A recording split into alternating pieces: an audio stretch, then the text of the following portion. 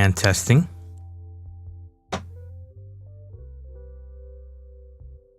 Hopefully this comes through. It's been a hot minute since I streamed. Well, it's been ages since I streamed, so let me know if the audio levels are good. And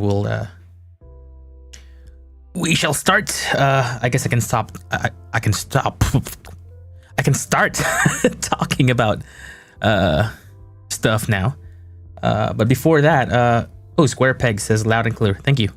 And hey, Diego, what's up? And it's Maddie. My boy Maddie's there too. What is up, Matt? We haven't talked in ages. Like, despite being like Discord friends and all. I have not talked to pretty much anyone, to be quite honest. Like, yeah, shit's been really hectic, which we'll get into a bit later. But yeah, haven't been socializing. Lots of crap.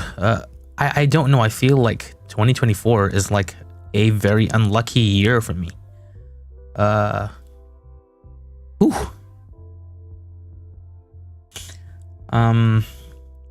And you know, like last year, I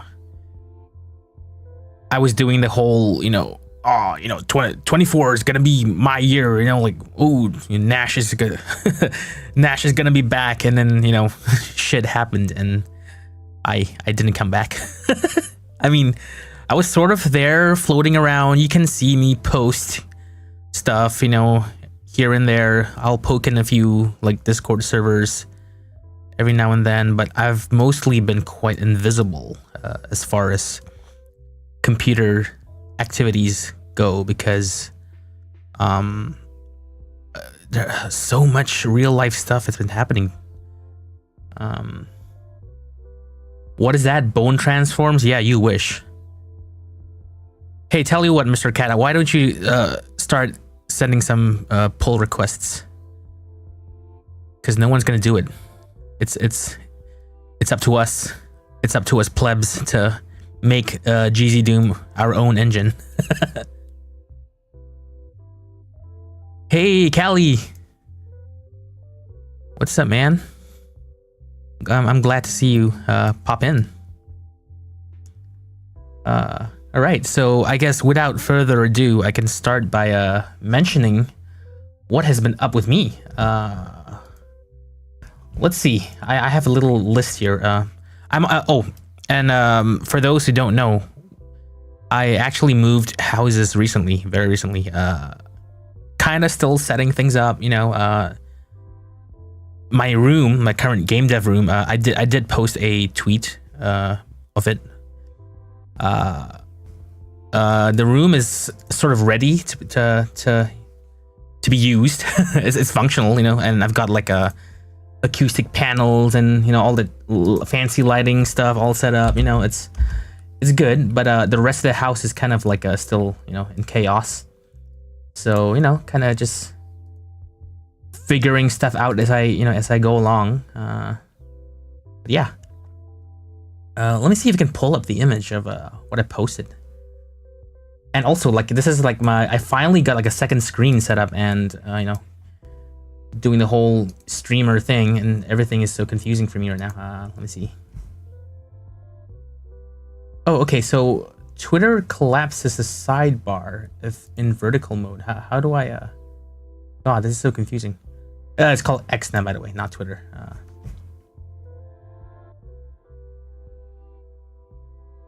Am I all right now? Yes, relatively okay. Not perfect, but I'm getting by. Trying to slowly get back into the saddle. Hey, Tabby, what's up?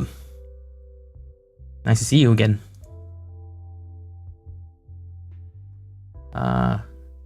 I was gonna pull up the... Oh god, you know what? x.com/Nash Muhandes.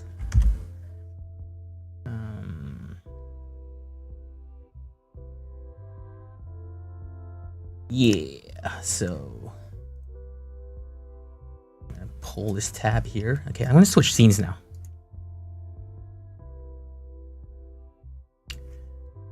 And turn the screen on. Yeah, so that is my new place. Well, the room at least. I haven't shown the rest of the place yet. So it's got full acoustic treatment and the walls. Can't see in this dark photo, dark and crappy phone photo, but carpet's like 90%. Floor is 90% carpeted. So, you know, and then got some ceiling treatment here. Ceiling is 100%, or rather 98%, because I can't really paste stuff on the trims here. But yeah, so this is a great room to, you know, do recordings in, do audio work in. It's an overall, like, you know, very peaceful, like a kind of vibe in here, which is what I've always wanted. Hello, zombie. It looks like a hacker's den, indeed. I'm gonna be a lead hacker now. So yeah, I've got the room going. And I've got you know, I finally got a second monitor set up, like, so I can do the whole, hopefully my streams won't be too scuffed moving forward. Hey, Bearded, or should I say Joey TD? Sub. Okay, so without wasting any time, I'll just talk a bit about what's been going on. So earlier this year, let me see, it started pretty bad. So it started with my cat getting hospitalized. It's one of the cats that I didn't really post about.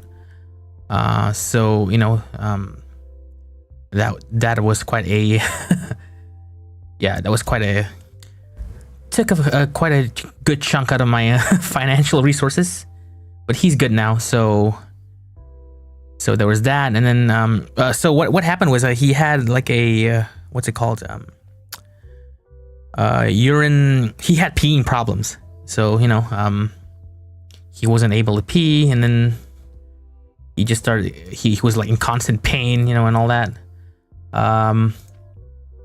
But yeah, so there was that, and then after that, my audio interface decided to die. So for those who don't know, I am a professional audio slash music producer. I have been doing this stuff way before I've been doing, you know, game dev, Doom dev, whatever. So I have a bunch of like pro audio gear, audio interfaces, you know, stuff like that. So there was this one audio interface which I've been using since forever, which was a very expensive audio interface because, you know, I used to run like a proper, like a, you know, full recording facility. So I had this fancy audio interface with 24 inputs and outputs.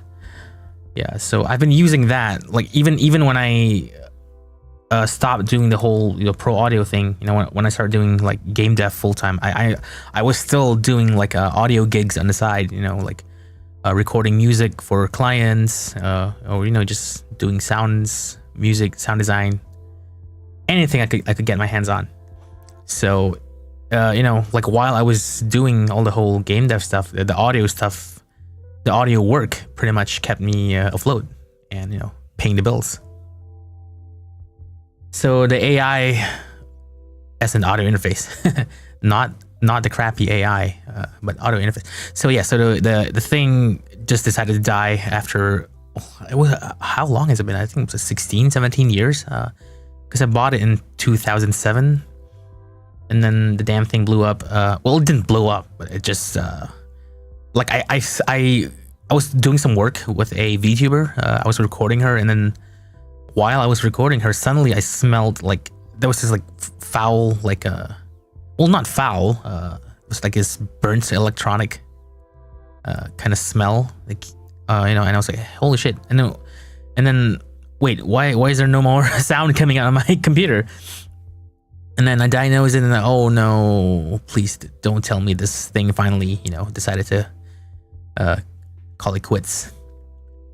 And but fortunately, so I turned to the community for help, and to help fund a new audio interface replacement. And thanks to the community, which I'm sure some of you have contributed, I got my stuff replaced. So that's great. Thank you to those who did donate. Really appreciate it. And then there was that. Hey Alpha, just listening while doing stuff. Hey, thanks for dropping in. So I'm trying to go through like a quick life update, and then we'll get to the good stuff, like the actual like Doom and game dev stuff. It's coming. I got to do this in sequence. So yeah, that was my AI. My AI blew up. And then so I decided to release a new version of Nashgore. Finally, after like 20 billion years. And I had like a lineup of like stuff planned to go along with the release. I was working on like a highlights video. I was gonna do a live stream with Chilo and a few friends, and there was gonna be like a whole post-release celebration and all that. And then at the very last, I think it was like a few hours before, I broke my arm. It dislocated my arm. So amidst that release week, I was actually like in the middle of I was already starting to like pack stuff for the house move, So I was just I had there's a lot of stuff all around the house, and I guess like because I was mostly doing it alone. So, I guess eventually my body just decided, you know what? No more carrying objects for you, like. So, yeah, I was carrying a lot of heavy stuff, and I guess eventually, my body just couldn't take it. So, yeah, crapped my arm, and then God, that was so painful. Like, it got to a point where it hurt so much, like I couldn't even, like you would think, you wouldn't think about stuff like, let's say, brushing your teeth in the morning, or like, let's say you have an itchy spot on your like chest or your back or whatever, you wouldn't think about that stuff. That's the kind of stuff that just happens invisibly as you live, right? So when my arm crapped out, like even trivial stuff like that, holy crap, it just hurt so much to do anything.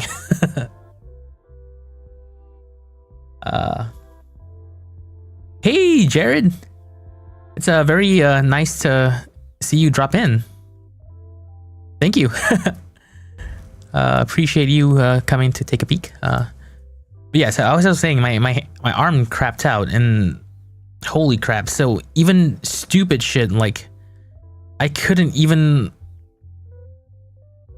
it got so bad, like when I lie down, it's like okay, so like in the context of like Doom guy, you're like in constant like pain. So every second is literally like, for me, like, like I keep getting like health damage like every second for several hours in a day.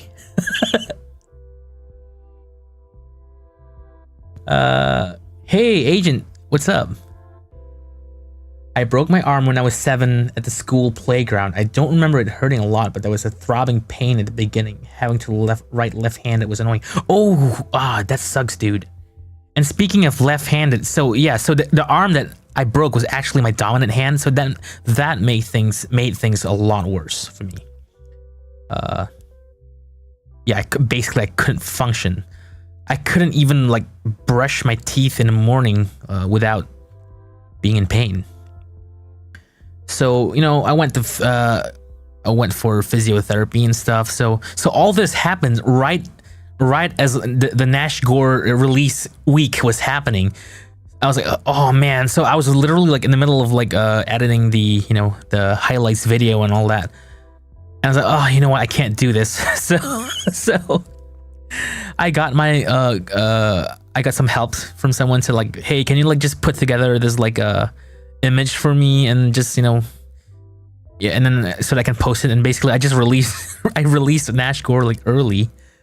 That sucked. I even like I had like this release highlight video I was talking about. There was a trailer cut, and I even had original music written for it. I recorded, well, not recorded. I sequenced some an original track for it. I was so invested in it. Yeah, I was super invested in the whole thing, and then my arm crapped out. Tabby, let me explain this in Doom exactly. Yeah, so I had to release Nash Gore early, which I guess it wasn't so bad. You guys got to play the stuff, so that's always good. But yeah, that really bummed me out because it was like my one chance to like try and get something exciting going.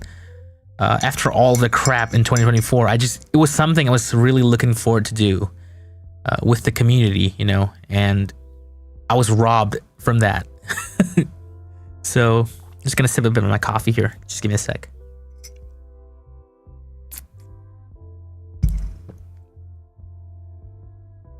Ospagi or Ospagi, however you say that. What's up? Hey, Lord Misfit. Nice to see you here. Yeah, so yeah, there was that, and then recovery. So again, I was in the middle of, I was about to move houses, and because of the arm thing, the broken arm thing, like I had to stop working. Like I had to stop packing. I couldn't advance anything. So I was like, oh shit, and I was basically on a timer, like I didn't have like an infinite amount of time to get things done. So fortunately I was able to get an extension from the landlady, bless her. But yeah, so that was quite a thing, to say the least. Lord Misfit says, so while it's not exactly the same thing, I've had arthritis in my left index finger for the last 4-ish months, and that makes typing annoying. It's close to being gone, but oh boy, has it not helped. Oh, sorry to hear that. I have a good friend who also has like arthritis symptoms, and yeah, she's not doing well. So I think I can imagine the kind of like pain you would be going through. I can imagine. That sucks. I wish like in real life there was like, like stim packs or health bonuses or med kits that you can just like touch and just instantly heal yourself, like in Fallout, Oh, here's a stim pack. Ooh, I feel better now already.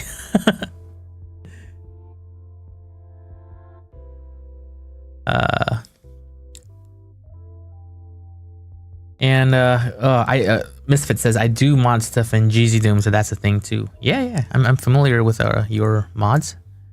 Ethereus, I hope I'm saying that right, is one of the ones that I know the most.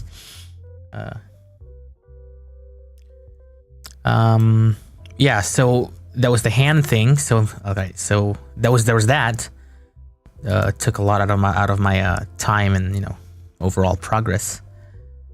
And then of course finally the house move. So I think early this month, or basically a couple of weeks back, I pretty much just disappeared off the internet for a while. Like no contact, beyond. I still have Discord on my phone, of course. So if you see me like just typing stuff in there, that's basically me popping in when I'm taking a shit or whatever, or if I'm like having lunch or dinner and just doom scrolling on my phone. So if you see me pop in during those periods, it's because it's all because I just have Discord on my phone. I didn't have computer access for close to a month, I think. Because everything was unpacked, and so I self-moved because the moving companies are a bit expensive to hire. So for the most part, I did a self-move. I did hire a moving company for like the super heavy stuff though, like furniture, bed, tables and chairs and stuff like that. But because there was very little to move, so like the actual hiring cost was minimal, but everything else was like self-moved. So I was fortunate to like so the new place and the old place is basically like just a 10-minute drive. It was 10 minutes apart, so I could really take my time to I was just moving stuff back and forth. Anyone who's been in my Discord, the Mischief Donut Discord, probably know about this. Like I've been posting about it, like my moving adventures. So yeah, so just moving stuff back and forth every single day, little by little. Eventually, all this stuff got moved. So there was that, and then here I am. Finally got the room set up,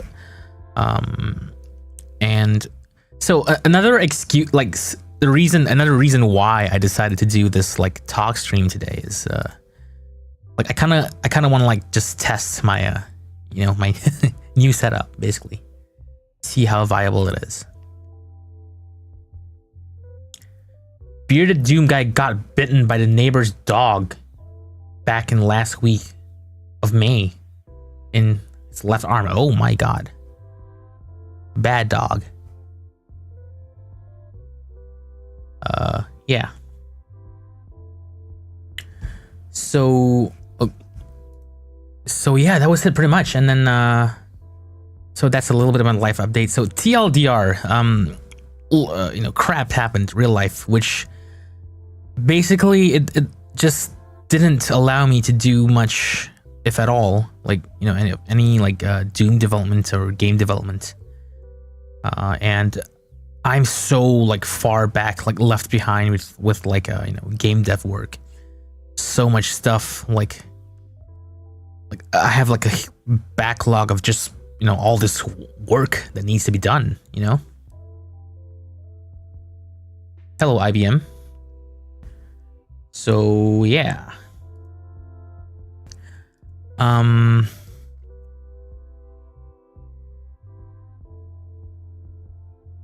And so by the way, I have a little like a little goals thing at the top right. So basically, I'm doing okay, but for the next few months, I guess, so because I've been so like off the grid, like I pretty much had to like decline any commissions, jobs, whatever. So I how it is these days, like you kind of disappear for like 12 seconds and people just kind of forget about you. So it'll take a bit to sort of build back up my my list of like gigs. I kind of gotta like start looking for work to do again. So if anyone would like to help out, I would really appreciate it. Like in the meantime, while I figure out stuff, because I mean my room's ready, so I pretty much can start working, but it's the actual work that needs to be found. So any amount would help. I would really appreciate it. But yeah, so moving on. And yeah, Matt, hopefully we can do some more gaming session. I'm so looking forward to that stuff. There's so much stuff I want to play again. And I believe the internet connection at this house is much better. So that's a bonus there as well. Hey Spask, did you miss anything? Just my life updates. I guess if you want to listen to it, you can go back and listen to the VOD later. But no, I haven't actually gotten into any like game stuff yet. But yeah, so yeah, I'm looking forward to play some games again. And so for those who don't know, recently there's been a lot of like work in the GZDoom backend to improve the netcode. I've talked about this casually on Discord here and there. So everyone knows everyone knows how crappy GZDoom's netcode is. Well, let's not let's be quite honest here. It's a steaming pile of crap. So a gentleman by the name of Boondorl, who is a contributing GZDoom dev, and also in the Disdain development team, more on that in a bit. So he's been doing a lot of work he's basically just redoing GZDoom's netcode, like from top to bottom, and basically preparing it. So he did a lot of like foundational work to basically prepare the engine for client server. We are not quite there yet. It hasn't gotten there yet, but basically he's laid the foundation, the groundwork, so that if someone in future wants to actually implement CS as in client server, the foundation is there. You don't have to fight the engine so badly to add it in. Boondorl, never heard of him. Yeah, who's that Boondorl? Hey Noct, nice to see you here.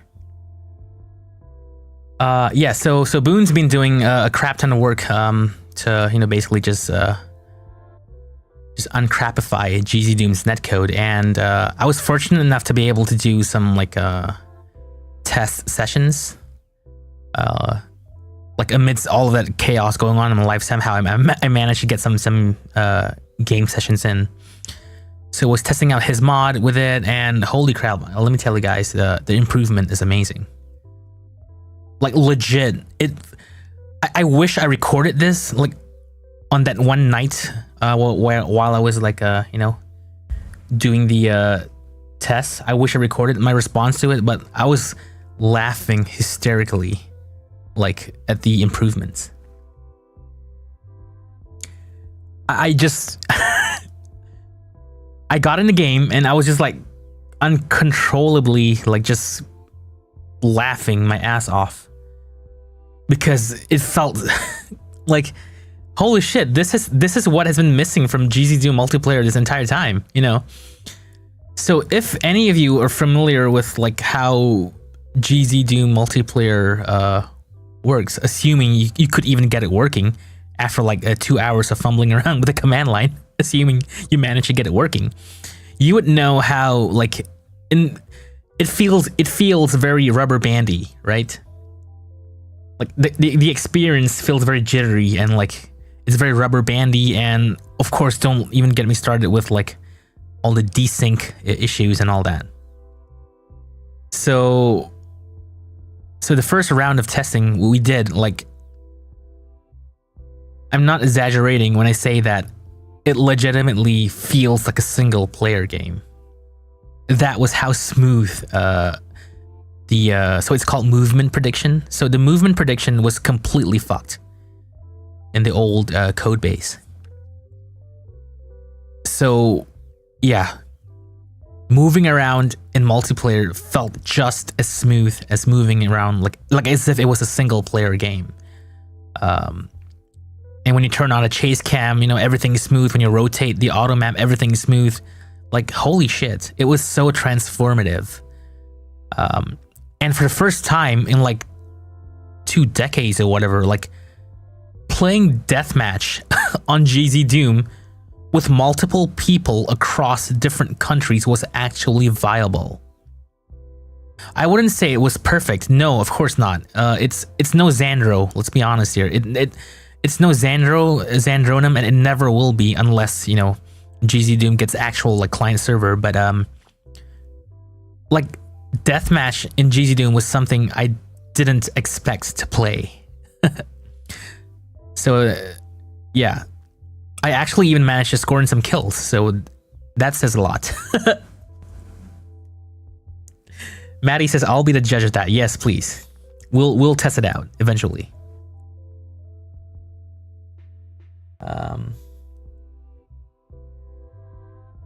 Oh yeah, and Boone says some of the fixes actually slipped into the released GZDoom 4.12. Yeah. Like, I guess in hindsight, we probably should have like saved those for like GZDoom 4.13. I guess we could call it like the network update or some fancy name like that. But yeah, some of the new code has managed to slip in the new the current official release of GZDoom 4.12.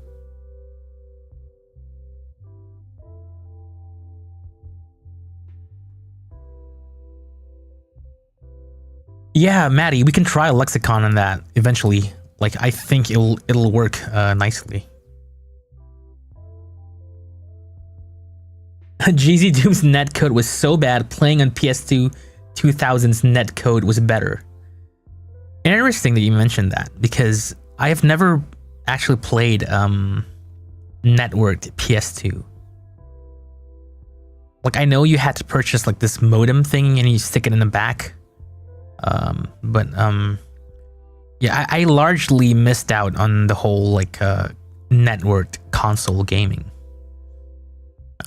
Because I kind of skipped like the entire like when network console gaming was popular, like with Xbox Live, I think it was. I skipped the entire generation of the that whole stretch of like consoles because I was mostly a PC gamer at that point. So.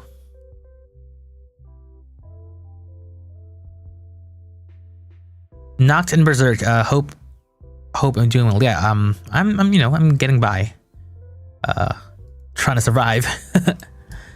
But yeah. So yeah. GZDoom's netcode. Like, I can't wait for everyone to try it out.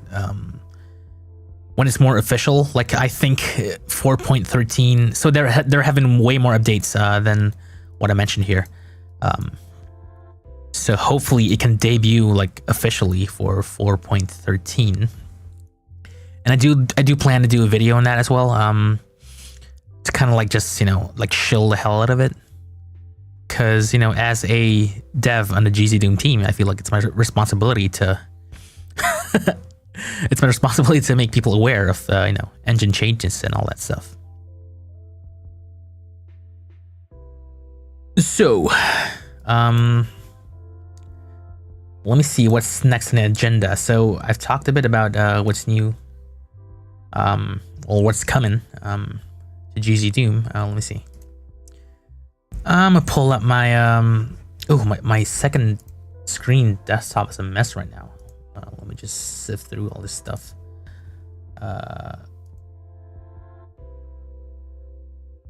I'm still trying to get used to the whole second screen thing. Because I've been doing like a single screen for like the longest time, and it's absurd. It's ridiculous. It's redonkulous how I managed to get by with single screens. Or any of those features on SVN, yeah. So if you go to the DRD team page, devbuilds.drdteam.org, it's basically a nightly, an automated nightly build of GZDoom. Yes, you can test the latest stuff if you want. Yeah.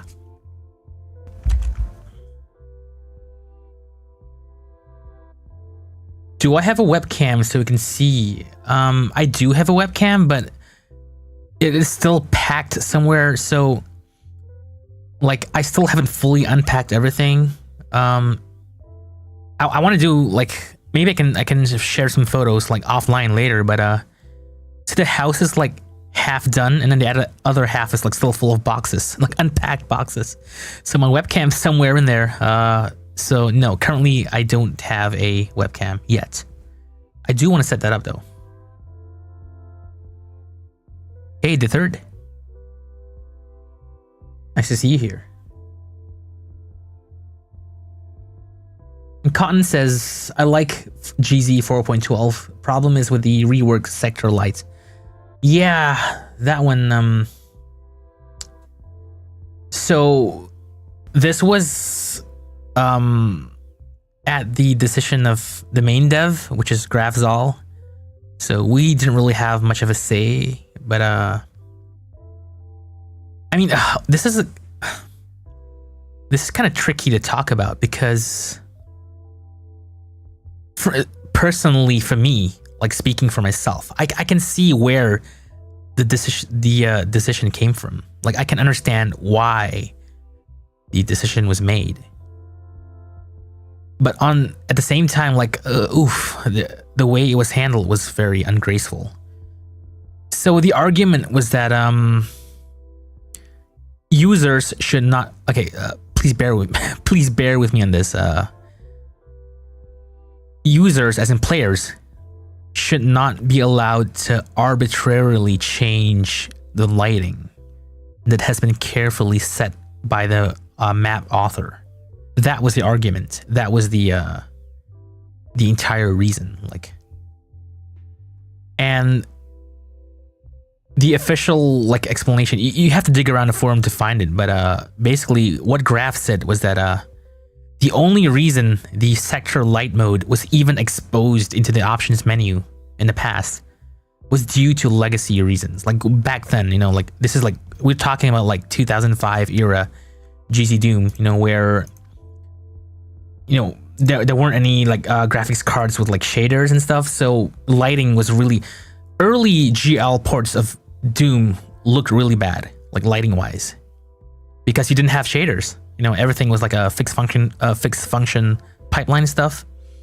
You could not emulate software Doom's lighting. So every GL port that came out like in the early 2000s was just basically, it was just an approximation, right, of the lighting model. So that was why the various sector light modes were exposed in the options. So, you know, like, oh, if you don't like this this model, you can try that model, you know. So, and to compensate for like, you know, like all of the various like differences, brightness differences, you know. So that was kind of why. And then when shaders came along, the sort of like, I guess, mindset shifted to, oh, you know what, mappers should have the last say with lighting, which I kind of agree. You know, I do a bit of level design myself as well, so I can understand why, like, you know, if I made a map and I painstakingly crafted the light levels, I don't want, it wouldn't feel good if someone just played my map and just set everything to like, you know, max, you know, use one of the bright sector light modes, you know, and ruin my initial, you know, design for it. So I get that. But I also, like, as a user also myself, it feels really bad to like have options taken away from me. I get that as well, you know.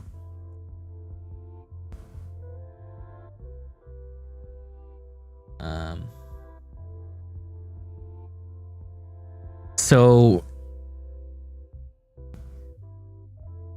yeah, it's tricky. By the way, I'm just gonna pull up this image here because I'm too scuffed to figure out how to make like, I was gonna put this like as a full screen image, but then I decided, you know what, I'm just screw it. I'm just gonna open it in Photoshop.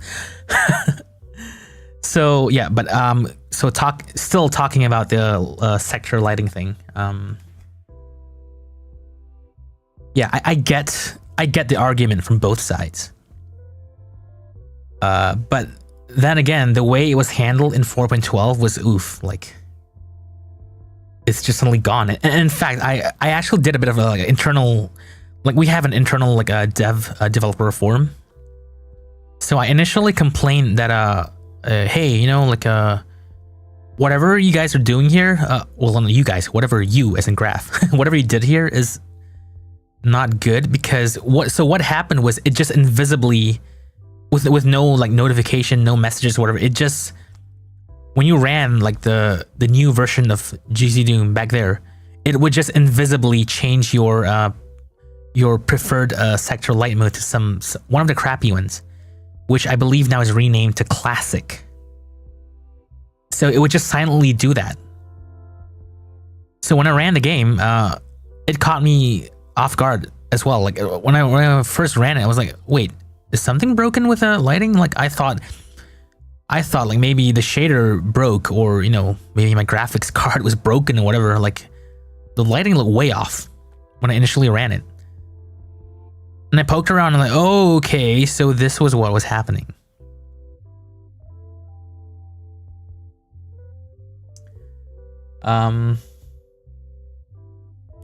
Real quick to answer Cotton's question, did Quake 1 use shaders for dynamic lighting? No, I believe. I mean, this is just a guess on what they did back in '96 and you know the original Quake. I think it was actually rebuilding the light map like in real time.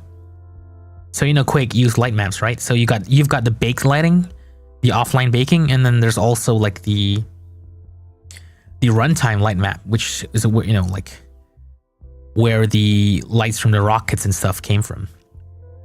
So I think what went on was like the quote unquote dynamic lights were really just you know like rebuilt, recalculated light maps at runtime, but without shadows. So it's just the illumination. I think that's how it's done because I've listened to like how DP Judas, you know, VKDoom dev talks about like how light maps are done in Unreal Engine 1. So I think it's a similar thing. But yeah, back to sector lights, the light mode of GZDoom. Yeah, it was one of the very controversial changes, to be sure. So, but fortunately, I think some people have made mods to sort of rectify that. Like you can, I think the mod reintroduce the menu where you can force a light mode. So you know, all is not lost, I guess. But yeah, I can imagine the uproar. I can imagine like you know, of course it's upsetting. Like you run the new version of the engine and suddenly the lighting's all off. Like, yeah. So I actually did report this like internally. Like,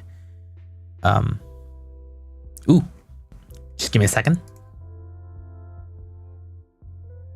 I got a new sub from Greg. Hey, thanks for the sub and welcome.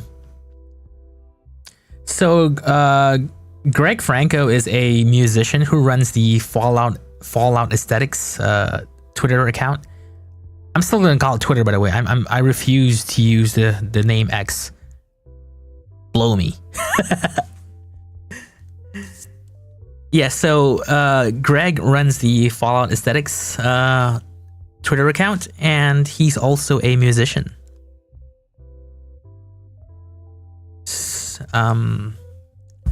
Feel free to wait. Let me see. Let me pull up my Twitter.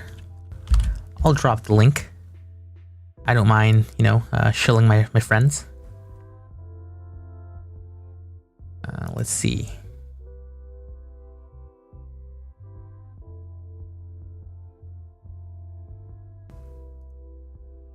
Ooh, where's my chat? I lost my chat. Oh, there we go.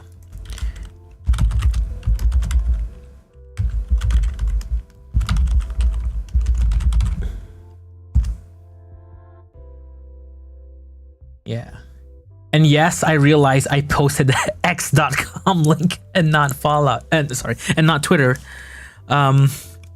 Despite what I just said. I haven't checked. Does twitter.com still actually work? Let me see. Okay, it does, but it just redirects you to x.com. So whatever. Yeah.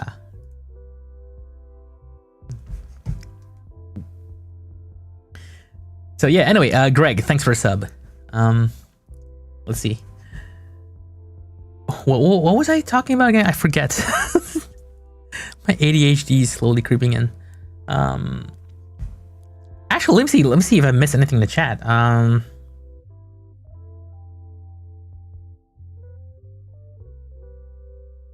Let's see. Ooh, got a bit of chat going there. I'm not gonna read out all of it, but I'll see if I missed any questions. It's an insult to Mega Man X. Tweets are now called excretions. That's a good one. I like that. Excretions. Very, very fitting. Actually, a very fitting name. See, this is why it's very important to like filter out who you follow on Twitter or X. Well, I hope I don't get like I don't get banned for, you know, like dead naming the site. But yeah, it's all about who you follow. Like, this is why I like to keep my following list to like just, you know, people doing cool stuff, you know, or artistic stuff. Yeah, you social media these days is just, it's wild. If you don't filter stuff out, you're gonna go crazy. You're gonna go crazy.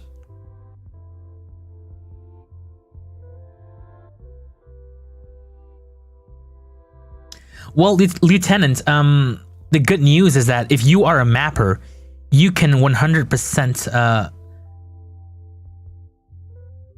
Oh wait, I'm sorry, I misread the chat. I thought I had maps that looked really nice with that vanilla style. So I might be misinterpreting this chat. I'm not sure if that meant like you were talking about maps that you made or maps that you played. But I'm gonna go ahead and just finish whatever I was saying anyway. So if you are a mapper, the good news is that you can enforce the exact lighting model you want to use for your map in the map info lump. So if you like the vanilla style lighting, you know, you can set that in the map info. Although, oh my god, this is where it gets really, it's kind of a shit show. So I gotta check the source code back, but I believe there is a specific like a specific like exception made just for the vanilla or the software lighting with one of those models. You can use map info to force any of the sector light modes except like those two, classic and vanilla, if I'm not mistaken. Why is that? Well, according to GraphZal, because, you know, the shaders used in the vanilla software lighting mode is too heavy. You know, it's too unperformant. So we can't make mappers force that, which I think is a bullshit argument. And I'm allowed to criticize. I know I work on GZDoom, but I'm allowed to criticize the project. Okay. I think it's bullshit. Whatever the reasoning was given there was bullshit because GZDoom is already a heavy engine anyways. It is not potato friendly anyways. Okay? Like, some of the performance concerns is just so outdated. Like, sure, this made sense in like fucking 2008 or whatever. You know, when graphics cards were still kind of struggling with shaders and all that, but it's not like that anymore, you know. If the user has a potato computer or a, you know, a slightly older computer, they probably wouldn't be using GZDoom anyways. You know, it's just, you can't run Crysis on an MS-DOS machine or a Windows 98 tier machine. It's just not gonna work. Maybe someone has done it, I don't know. Maybe someone was mad enough to do it, but it's just not practical. Is what I'm saying.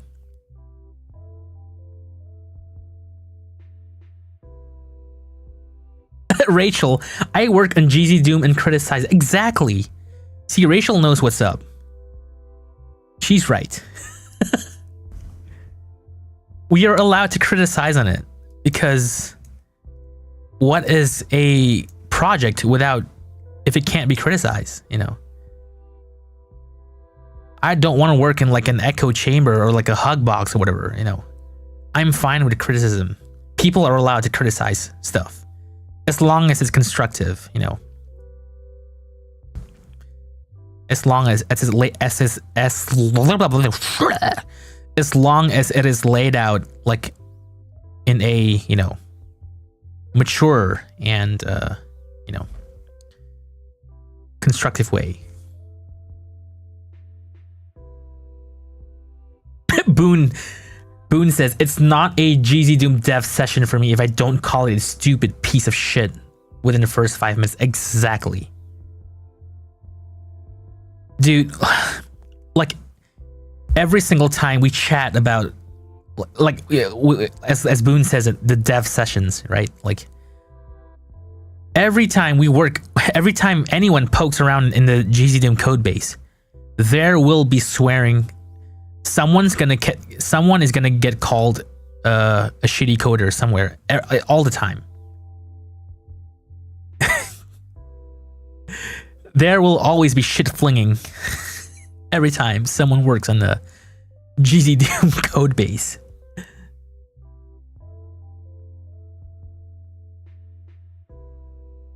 GZDoom is honestly the most fascinating game engine to me. I love learning about it.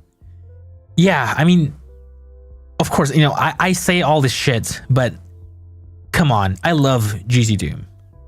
I've been around since 2001. My first experience was with ZDoom, you know, back then when Marissa Height was running the show, right? And already, even back then, I already had plans to like make TCs and stuff. So I was not much of a like mapper. I was more of like a whole, like I love making like original games. So even back then with ZDoom, I was already having these like fantasies of making my own, you know, original FPS. Which of course was not possible back then, because, you know, the engine was not in a less permissive state, so you couldn't actually make commercial games with GZDoom back then.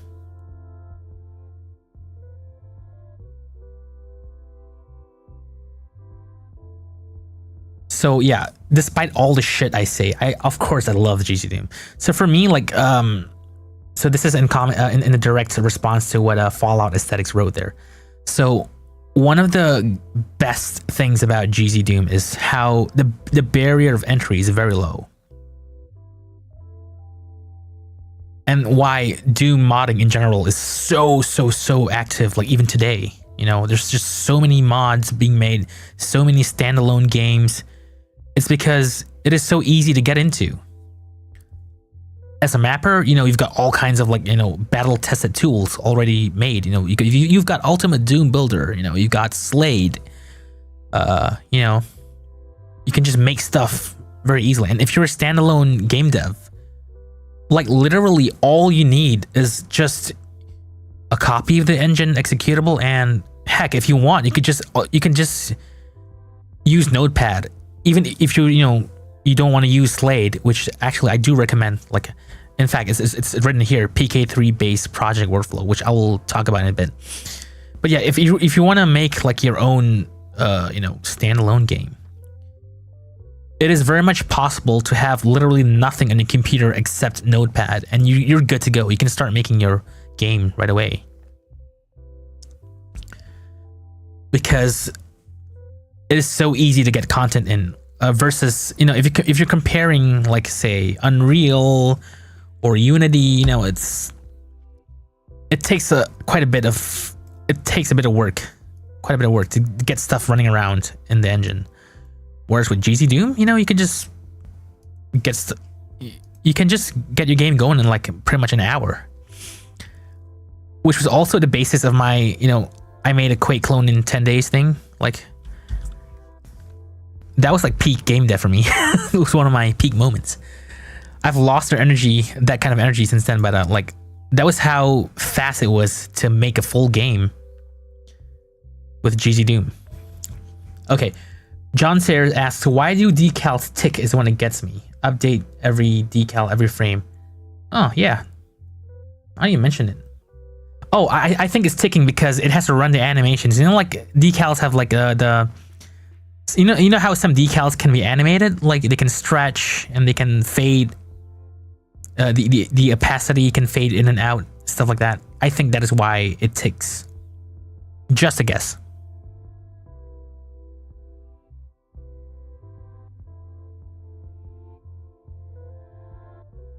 Paying for big unused features is a big performance killer in an engine. Yeah, so this is why, like, and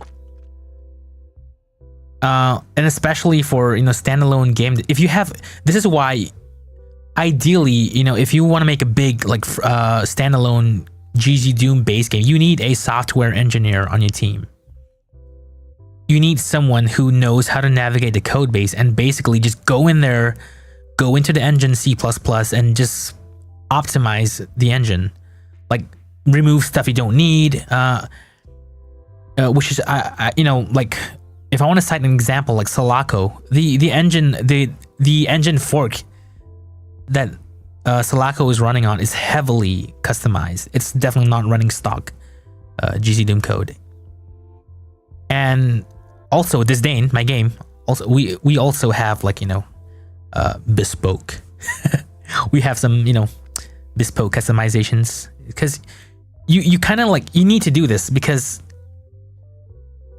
this is the problem of an engine that tries to cater to everything and everyone. You know, you got a bunch of features you don't use, you know, so it's kind of like, it's like that with any engine, to be honest. Like, even with Unreal, Unity, you know, there are stories, if you look around the internet, like all these big games, like, they have to go in the engine and just basically hand tune it, you know, to fit the specific game you want to make.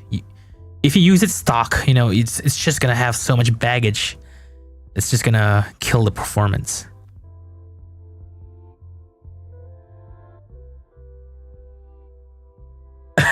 You have a build that's specifically designed to run nuts.wad. Imagine running nuts.wad at 180 frames per second with dynamic lights and all AI enabled. Cringe, what did you miss? A lot. I'll probably do a TLDW, like, towards the end of the stream, or maybe I'll post it as a pinned comment. But, you know, the VOD will be up forever anyway, so. But yeah, I think I will post a TLDW as a pinned comment later, like when the stream ends.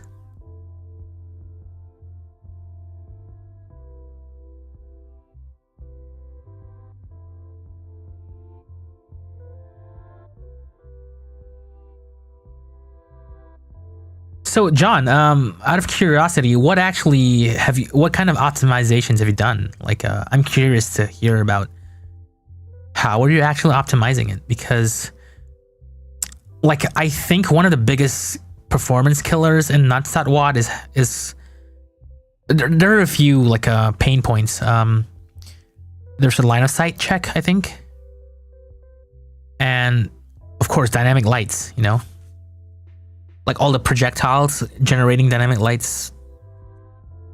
So those two are, like, the biggest performance killer. So I'm curious to know, like, how and what exactly did you optimize? I can kind of, if I were to go about it, I would probably make it so that actors beyond a certain, like, radius would just not tick at all. I'd probably even move them to, like, a different stat num, a non-thinking stat num. That's probably how I would do it, but I don't know. Yeah, curious to see what you how you approached it.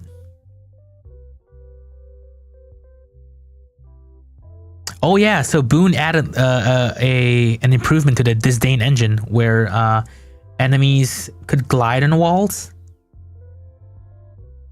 like in Quake. Yeah, so this is what I'm talking about. So when you make your own, you know, custom games, you will have certain features that are not in the engine, and you kind of have to go in there and just add it yourself. So, and sometimes when you send this stuff upstream, sometimes it'll be accepted, sometimes it won't. So, you know, it's how it goes. It do be like that.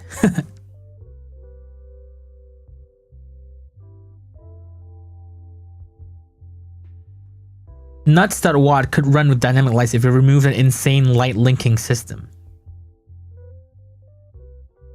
Yeah, to be fair, I haven't looked like deeply into how dynamic lights are made, or how the system works. So I'm gonna trust you on that one. Round robin tick throttling. Okay. So what is round robin? Is let me. I apologize. English is not my first language. Let me. So does round robin means like every other tick? Like you skip a few ticks. So if there are 10 ticks, you tick like every even number. Is that what it means? And throttling collision detection. Okay. I mean, it makes sense when I read it in the chat this way, but yeah, I'm just curious as to what it actually means.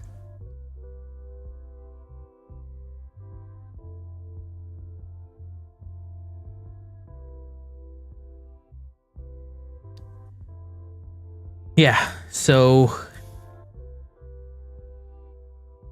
all right, so I have this little Photoshop image here, so I want to briefly talk about like some of the plans I want to, because I want to get back to the whole, like active. I want to start getting active again in the community, right? So let's talk about some of the stuff that I plan to do, like video wise, because to be honest, I enjoy doing like videos and stuff. I don't think I want to do the whole like professional full-time YouTuber thing. That is just not the kind of person I am. And I would rather use my computer time to actually do development work rather than do videos. But I guess you could say like doing YouTube videos is kind of like a passion project kind of thing.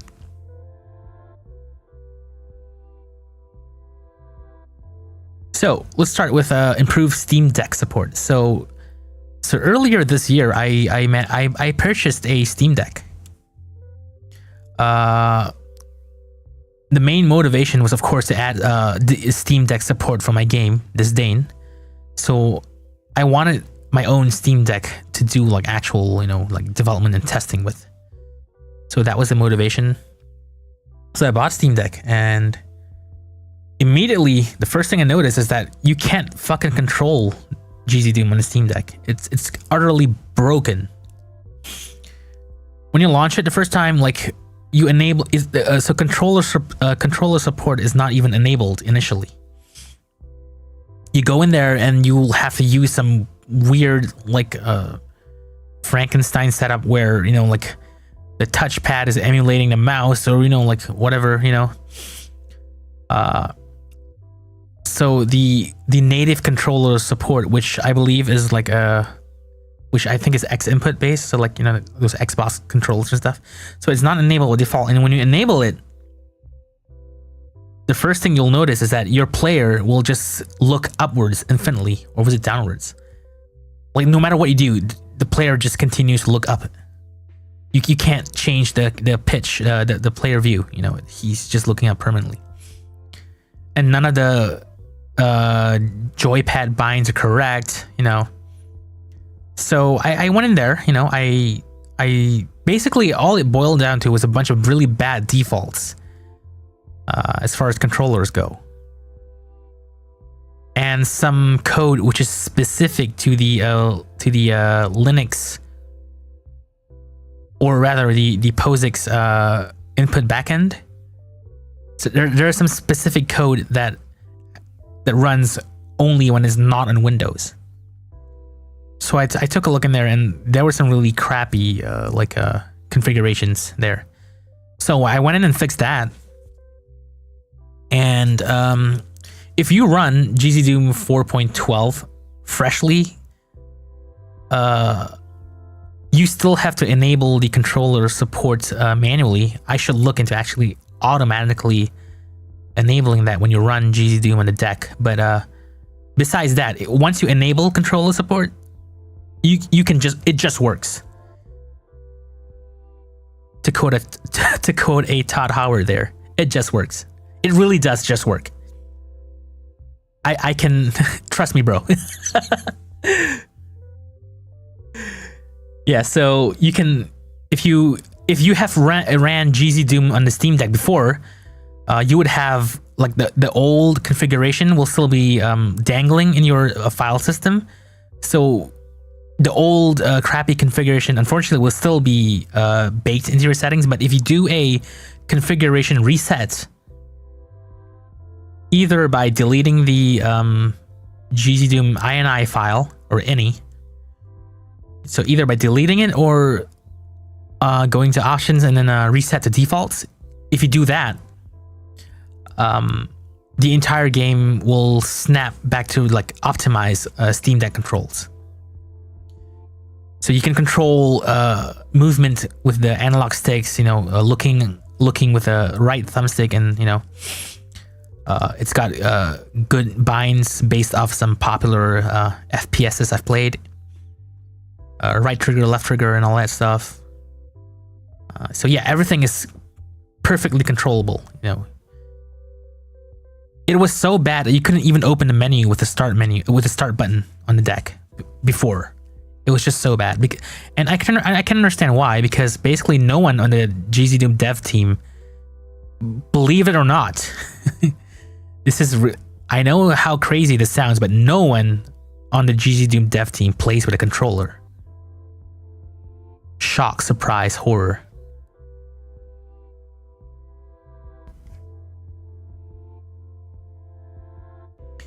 Yeah, no one on the team plays with a controller. And frankly, nobody cares. So this looks like a job for me.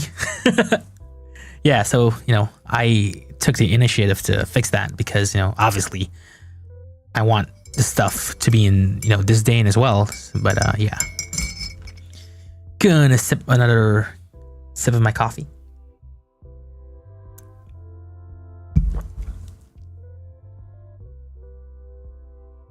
Rude. So yeah, improve Steam Deck support. I want to make a video on it because, like, there are some good videos floating on YouTube already with massive amounts of views about how to get, you know, GZDoom running on a deck. But I think it's time to have like an official or semi-official video from, I guess you could say, you know, since I'm on the dev team, so, you know, like, it would be nice to have a video made from an actual dev on the Steam Deck, on GZDoom's, you know, GZDoom support on the Steam Deck. So, yeah, look out for that one.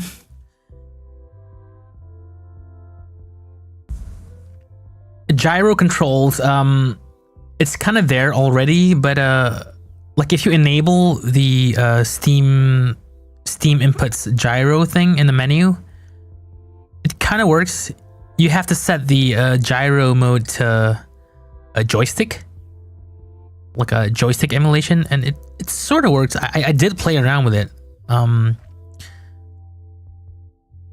but I can't really. So I'm not much of a like console FPS player, so I don't know if this just boils down to me, like, if it's a skill issue or what.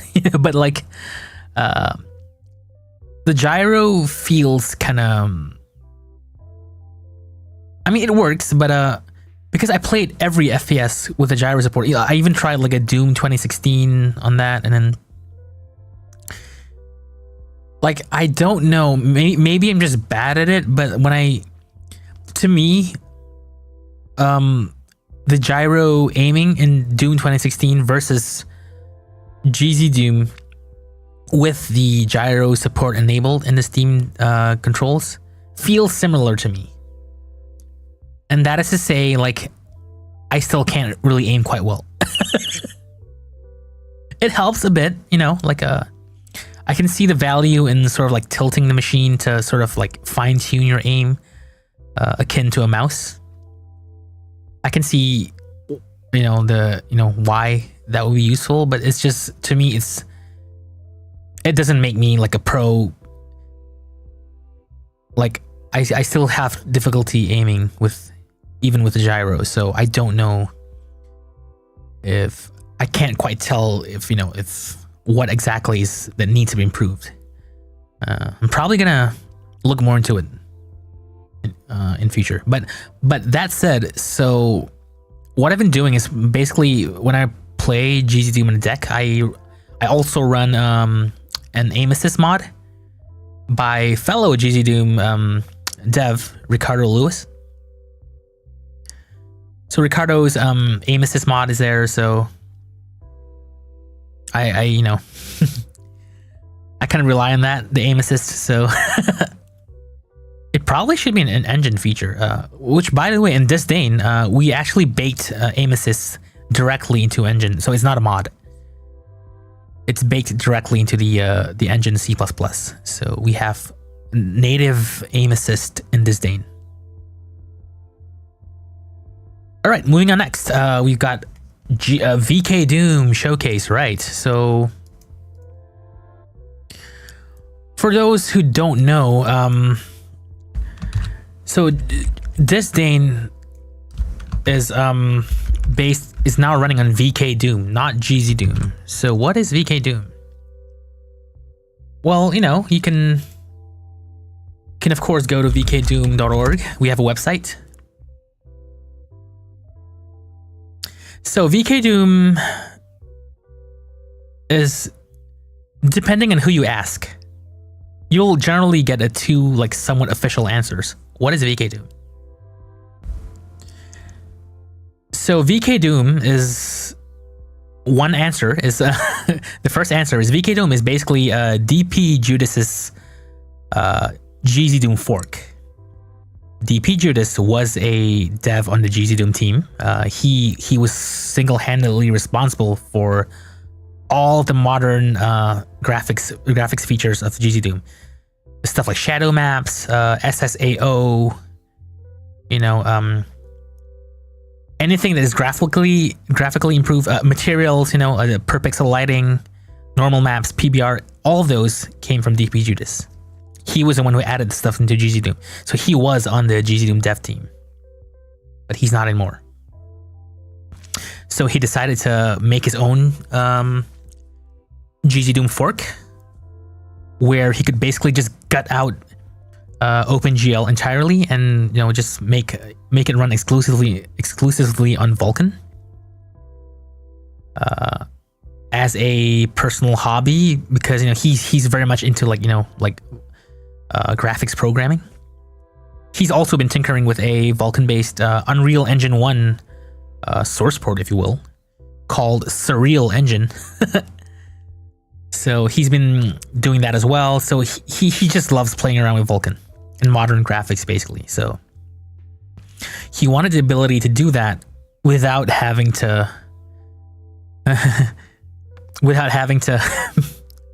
oh man, let me see, how do I put this? He doesn't want to have to deal with GZDoom developer politics. He wants free reign to do his own thing. So while he was working on this, so he was working on this independently. At the same time, I was working on GZDoom as well. So I worked very closely with him. The GZDoom demo that is currently out on Steam right now is actually a Frankenstein build of it's actually still GZDoom, but with only light maps implemented into it. So the light map feature was some dead code from 2019 that I kind of shoehorned into GZDoom. It wasn't working. It was so the light map code was left in a sort of a proof of concept stage, and it was left dormant in there until it came time to make it GZDoom. And so I was like, hey, I really want light maps in this project. So I took the GZDoom code base back then. I can't remember which GZDoom version it was based off, probably 4.71 or something. And yeah, so added the light maps back in. So after GZDoom came out, Judas continued to work on VKDoom, and he backported the light map code back into VKDoom, because you have to remember, VKDoom started out as a GZDoom fork, so it did not have light maps as well. Or actually, wait, it did. I'm getting my history mixed up here. So the light map code from GZDoom was actually merged into one of the mainline GZDoom releases, but then disabled. Yeah. That's the correct story. Sorry, got my stuff mixed up. So there's some disabled light map code even today as we speak. If you know how to enable it in GZDoom, you can. But even if you enable it now, it's not going to work because there is no baking tool that produces the light map format that the light map code expects to read in the engine. But yeah, back to VKDoom. So Judas officially he re-enabled light maps in the engine, and then he kept improving upon it by adding ray tracing features to it. So VKDoom is very heavy in ray tracing features, RTX stuff. The dynamic lights can use ray tracing. So everything, the map geometry will be fully shadowed by ray tracing. So, and then there's also some ray tracing code used by the light mapper, as it's called. So it will use RTX hardware to generate the light maps at runtime, which allows us to do stuff like runtime updatable light maps. But of course, this stuff also runs on non-RT hardware. If you don't have an RT card, there is a non-RT fallback. It's slower, but yeah. So while all this was happening, so Judas was working on this cool engine, right? And there was it was mostly just the two of us just working on it. There was no any game made on top of it. So I worked closely with him to basically, so VKDoom and Disdain have this symbiotic relationship where something gets added to the engine, and then Disdain needs that, so Disdain, it's a back and forth a collaboration basically. So if something was needed in Disdain, it will get into VKDoom, and vice versa. Like the light coronas, for example. So yeah, we work closely. So there are two answers to what actually VKDoom is. So VKDoom is Judas's fancy Vulkan-based GZDoom fork, and VKDoom is also, to put it simply, the Disdain engine. Which is why, if you download VKDoom, we have a nightly build. If you go to if you go to downloads, this is a nightly build. It's automated, which is why it hasn't been officially announced yet, because it's unstable code.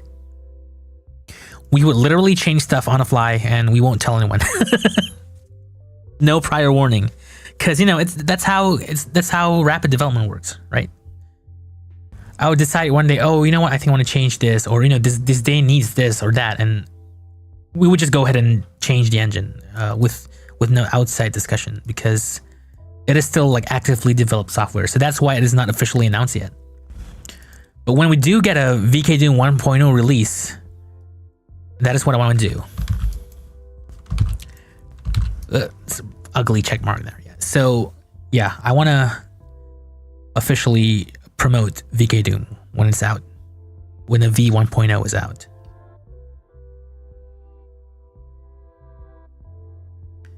John just played a Disdain demo. This rocks. Thank you, John. Appreciate it. Hope you'll wishlist it and we'll check out the next version when it's out. Still working on it. It's a lot of work because it's basically a solo game project. Of course, I've got help. I've got software engineers. I've got Boondorl. I've got Ricardo, Rachel helping out with the engine stuff, and Judas, of course. But as far as the rest of the game, it's basically me. It's all me. I'm doing all the graphics, models, sound design, music, what have you. It's a Nash Mahan, this game.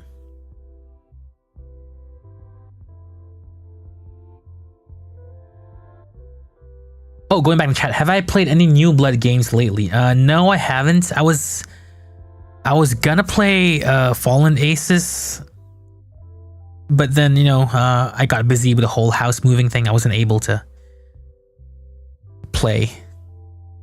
But there are a lot of games that I haven't even played Sulaco, to be honest.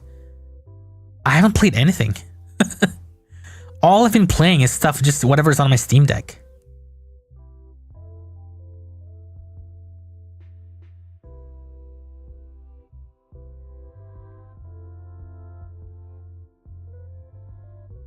Is this day on Steam? Yes, it is.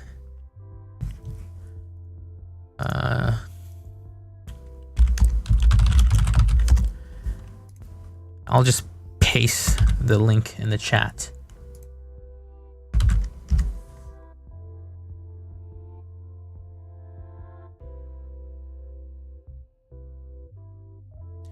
Nash, why do you close your eyes when we make love?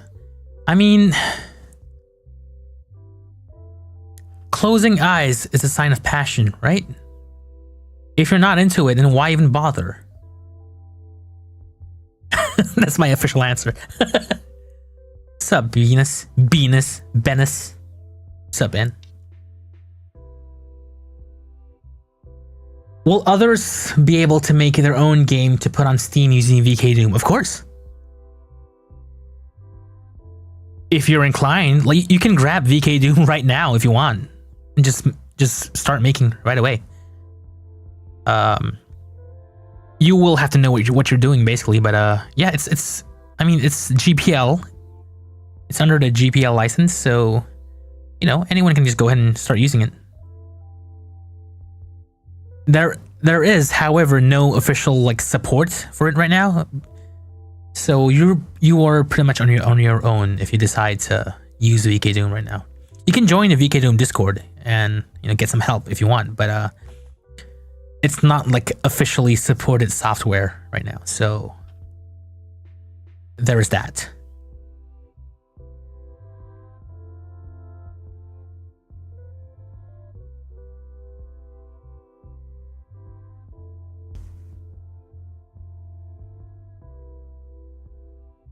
Most of the time, the GPU is twiddling thumbs in GZDoom while one CPU core fights to the death. Okay, about that. So one of the other one of VKDoom's secret weapons, or will be, is we are gonna fully utilize the GPU. So for those who are not familiar with how GZDoom currently works, GZDoom does this thing in the background called BSP walking. I'll try to keep this as as layman as possible, easy to understand, right? So I may get some terminology wrong, but basically I'll just try to get the idea across in a way that's easy to understand. So the way GZDoom works is that every single frame, while you're playing, it rebuilds the entire level and uploads it to the GPU. So it's taking the watt data, the data that is optimized for the software renderer. It runs through the nodes. It builds it converts it to polygons, and sends the polygons to the GPU, and then you see it on the screen. So in other words, every single frame, the entire level is being uploaded to the GPU. This is just how it works. Modern games don't work like this. Games like Unity, game engines like Unity, Unreal, you have a batch rendering where a huge chunk or even the entire level is just sent once to the GPU. And then of course at runtime there will be stuff like culling, visibility culling for the heavy games, or LODs and stuff like that. But that's beside the point. So, but what I'm trying to say is that on modern engines, in most cases, the entire level gets uploaded to the GPU just once. Typically, when you load the map in for the first time, it sends it to it once, and then that's it. Whereas GZDoom sends the level to the GPU every single frame. So if you're running at like 60 FPS, that's like 60 times per second. If you're running like 180 FPS, 144 or whatever, it's gonna send that amount of times. And why does it do this? That is because Doom level geometry is dynamic. Stuff like moving doors, with sectors that move up and down. Every time like something moves, like, okay, so in modern engines, the way doors, platforms, and stuff are typically done is through entities. You would have like separate entities or actors, like you would have a door actor or a platform actor, So they are separate, like meshes that are batched once, and then that's it. Whereas in GZDoom does not have that. Well, sorry, not GZDoom, but the Doom map format does not have the concept. The entire level is an ever-changing entity. It transforms every frame, and that is how classic engines work. So when a door moves, even if a door does not move, so here's the bad thing about, here's how it is done badly in GZDoom is that even if the door does not move, even if the level is completely static, nothing moves, the entire level still gets rebuilt and uploaded to the GPU every single frame.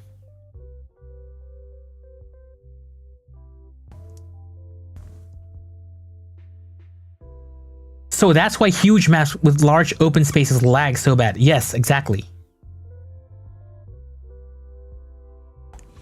So yeah, in a nutshell, that is how Doom and in fact classical retro FPS engines mostly work this way. If you look up like the Digital Foundry channel, in 2019 they made a video on Ion Fury, sorry. The lead programmer on the project, Evan Ramos or Hendrix, he talks about it on one of the Digital Foundry videos, where the initial build of Ion Fury, when it was still called Ion Maiden, the initial demo ran horribly on the OpenGL renderer. And he explains it in the video. He explains exactly why it runs horribly. It is because of the same thing. It was also rebuilding, EDUK 32, the engine is running. It was also rebuilding the map geo every single frame and uploading it to the GPU. So most classic engines work this way. So obviously that is inefficient, and that is why the more complex the map is, it's just gonna tank performance a lot.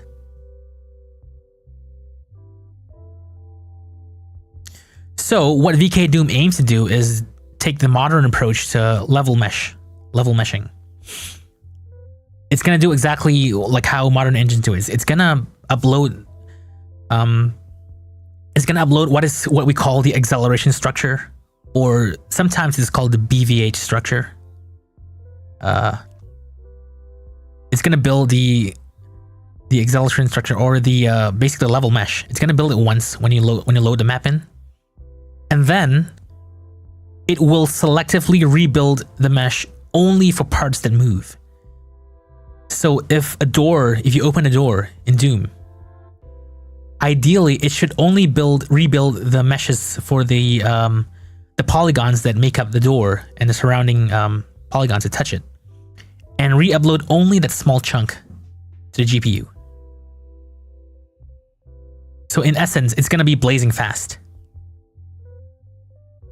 There is this infamous map made for Doom called Frozen Time. There's this one section in the map where it's basically line def hell. So the map author, for whatever reason, well, I think I know why, because the map was supposed to run on PR Boom. There's this bridge section. It's like a long bridge in a very wide open area. And because you couldn't do 3D floors in Doom's software renderer, the author approached it by basically laying down a bunch of like crisscrossing line diffs. There were these like two-sided lines arranged in like a crisscross pattern, and I think there was like thousands of them. Was it hundreds? I don't know. I can't remember. It's a lot of line diffs. Hey, Ricardo. We were just talking about you. Only good things, I assure you. Yeah, so back to Frozen Time. So there's this map where it attempted a 3D bridge by basically just spamming like truckloads of like two-sided lines. And if you run this map in GZDoom and you look at the area, you'll get like sub 60 FPS. It's terrible. But with VKDoom's experimental like full mesh level mesh renderer, literally hundreds, like it ran at like 500 FPS at one point. So that is the power of like a hardware level mesh.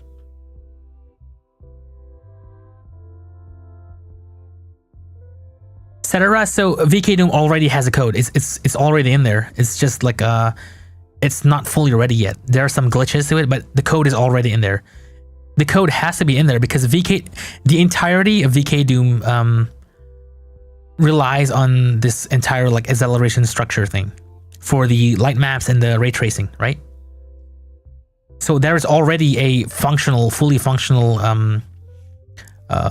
acceleration mesh going on in VKDoom. It already works because we need it for the light maps and the ray tracing. But the level mesh stuff is still experimental and it's not enabled by default. So because there's some glitches in it.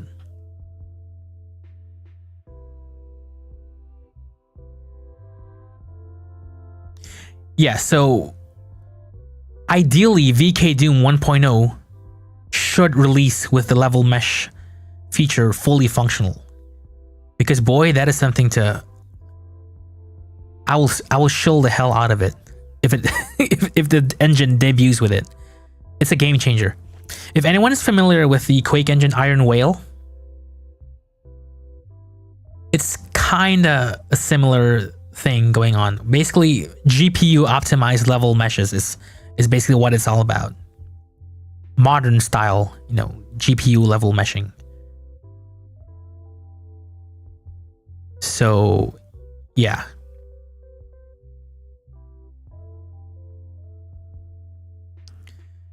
So yeah, that's quite a bit about VKDoom I've talked about there. I shall move on. All right, various actor shadow techniques. So, ideally, we'd like to have like ray trace shadows for actors in VKDoom. So you could get like like monsters with ray trace shadows running around, but I don't know how if that will debut with V1.0. But barring that, there are various ways to sort of like mimic it. So this is one video I kind of want to do as well, like just like tips and tricks on how to the various ways you can do actor shadows in GZDoom based games.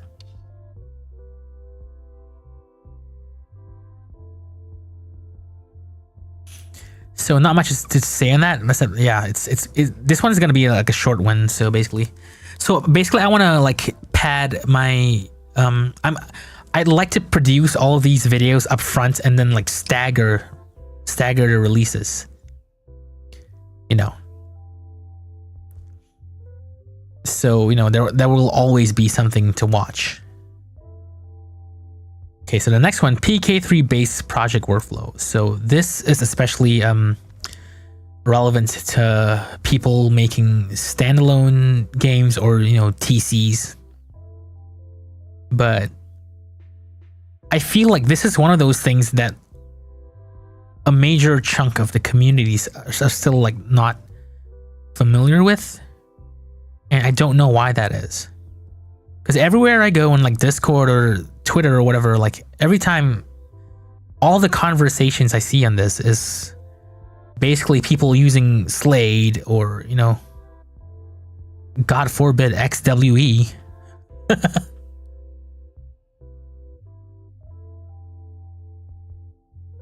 Ricardo, yes. To answer your question, yeah, it would only be for model monsters, probably not for sprites, ray trace shadows. But yeah, you're right. Anyways, back to the PK3 base project workflow. So surprisingly, not many people are aware that you can run projects directly from folders.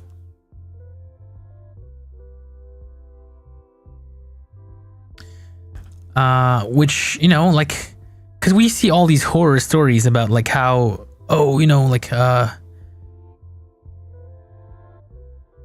Slade corrupted my entire project, you know, and stuff like that. Well, you know, this is why you don't edit your entire game using Slade. you work on folders instead.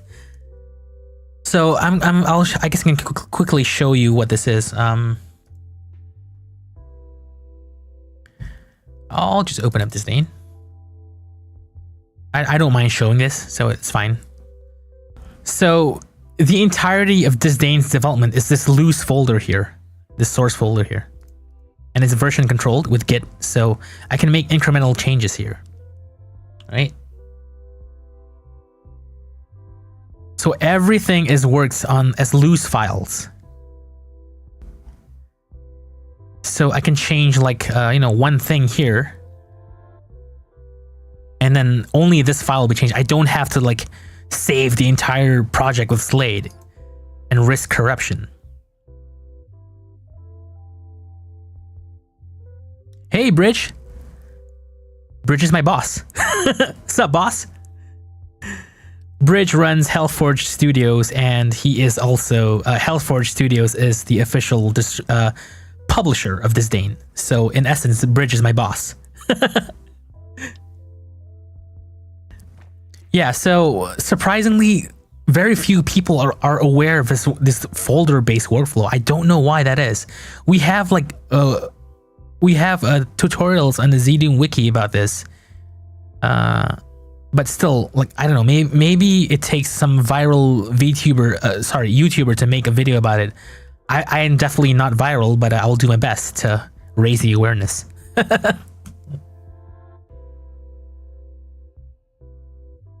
Bridge is here to approve working folder base. Yes, exactly. This is how you do it.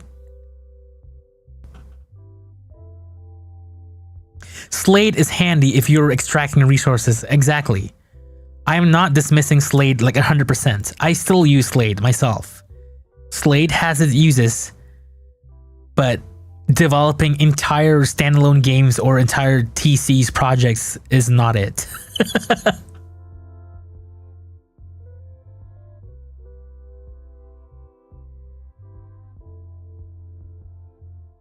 New people probably do just follow video tutorials. Exactly, Rick, which is why I want to do this video. I don't have big YouTuber numbers, I'm aware, but I want to do my part, you know? I want to raise the awareness. So the way this works is you have all these loose files on your hard drive, and you work on it bit by bit. So, and my main tool of choice is VS Code. So I open the folder here, and just give me a sec. Let me modify this to not run in full screen. There you go. So I can edit all of the Z script in here. You know, I can do a search. I can just type whatever code I want to get to. Player, you know, can edit stuff. And if I just press F6, so I have a bunch of batch scripts that rebuild a minimal IWAD and then loads the entire folder with the file command.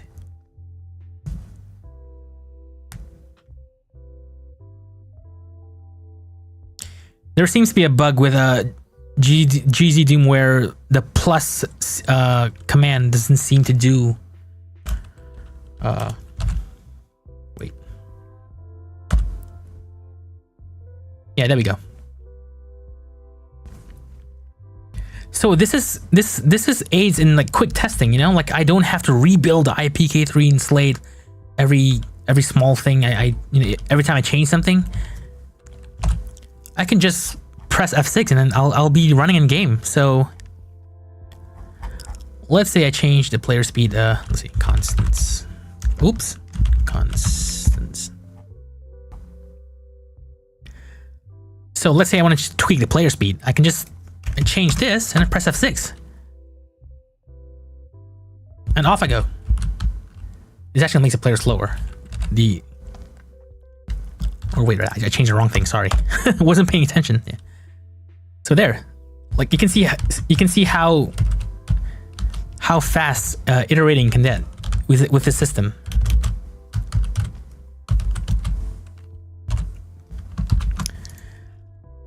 So I want to raise awareness to this workflow, because I feel like developers are not using the engine to its full potential yet. Insane Pain, my game is Disdain. It's on. There's a demo of it in Steam. I'll paste the link again. So Disdain is inspired by Quake, Dusk, games like that. You can play a demo of it on Steam now. And thank you for the sub, Insane.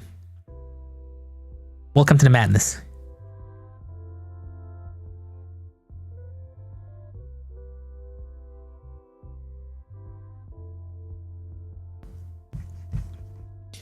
Yeah, so iteration time is very important. And especially since, you know, I'm a solo dev, like, you know, I want to be able to tweak everything quickly, so this system is very much needed.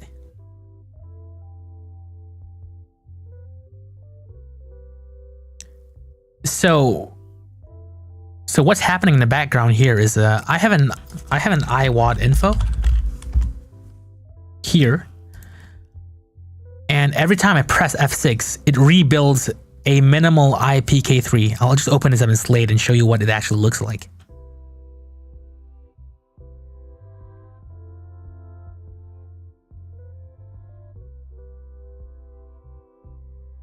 So every time I press F6 in VS Code, it rebuilds this IPK3 file.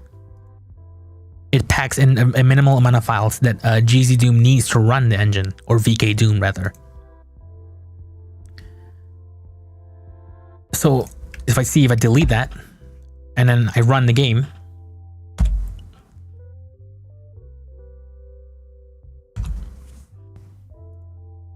the file's back there. It gets rebuilt all the time. So this is great for, you know, like rapidly changing stuff.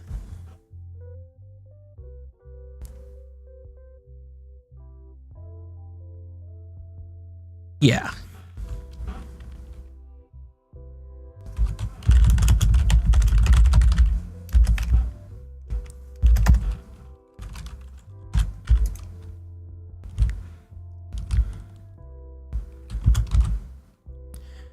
So, you know,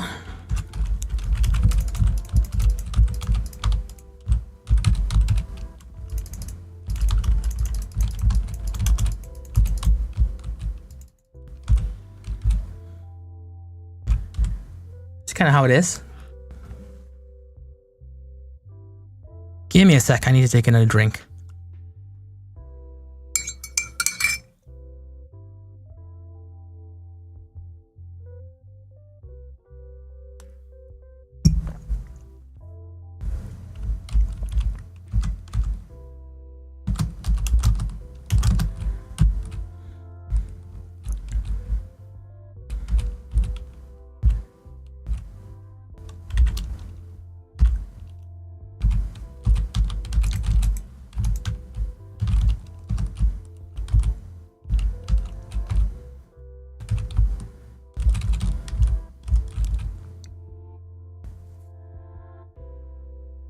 Fans want to know if you're starting hydrated.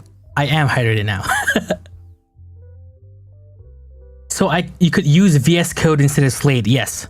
So essentially, you open your project with VS Code. You edit your project with VS Code, and the files are all they're just loose files on the hard disk. And then when you're ready to package the game for release, I can just build. I have a script here that builds the entire PK3.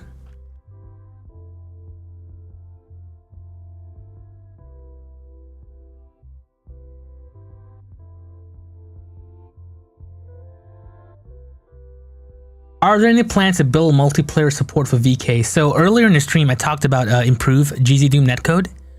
So naturally, that code will filter into VKDoom as well.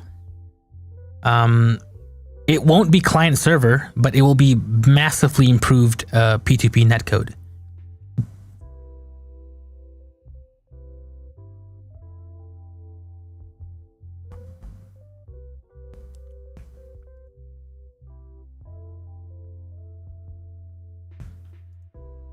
So with the entire package built, I get a disdain.zip on my conveniently placed on my desktop with the full game all packed up.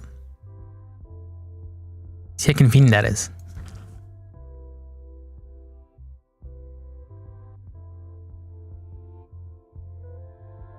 So this is a superior way to work with GZDoom style, GZDoom based projects, in my opinion, and I want to do a video on it. Because, as I said earlier, surprisingly, so few people are still aware of this, and I think it's a wasted. It's kind of sad because I don't want people to be making big games using nothing but Slate, and then suddenly the project gets corrupted by Slate, which does happen, by the way. I don't know how it happens, but it does. So yeah. Next step, sound design principles for GZDoom or VKDoom. This is another one of those things that gets brought up a lot. People talk about like how GZDoom is like destroying their sound design, but what they don't realize is GZDoom by default output sounds very loudly. You are basically just clipping your output, and that is because the original Doom games are that way. The sounds in the original Doom are very loud to account for like the low bit rates and stuff. So they couldn't make quiet sounds. Every sound had to be loud. So when people make standalone games, they are referencing the audio levels of the original Doom, the Doom Wads audio mixing, which is to say very loud. So every sound, every single wave or OGG file is crafted to be just loud, and when you're playing, when there's gameplay, there's tons of guns firing, monsters growling everywhere, explosions, you are going to clip your audio output very quickly. And in newer versions of operating systems, there's a built-in like a compressor or a limiter that will kind of just duck the sound of everything in unpredictable ways. So that is why it is perceived that GZDoom is messing with my audio. Actually, it isn't. It is just that the sounds you made for your mod, everything is just too loud, and then you're just clipping the entire audio output.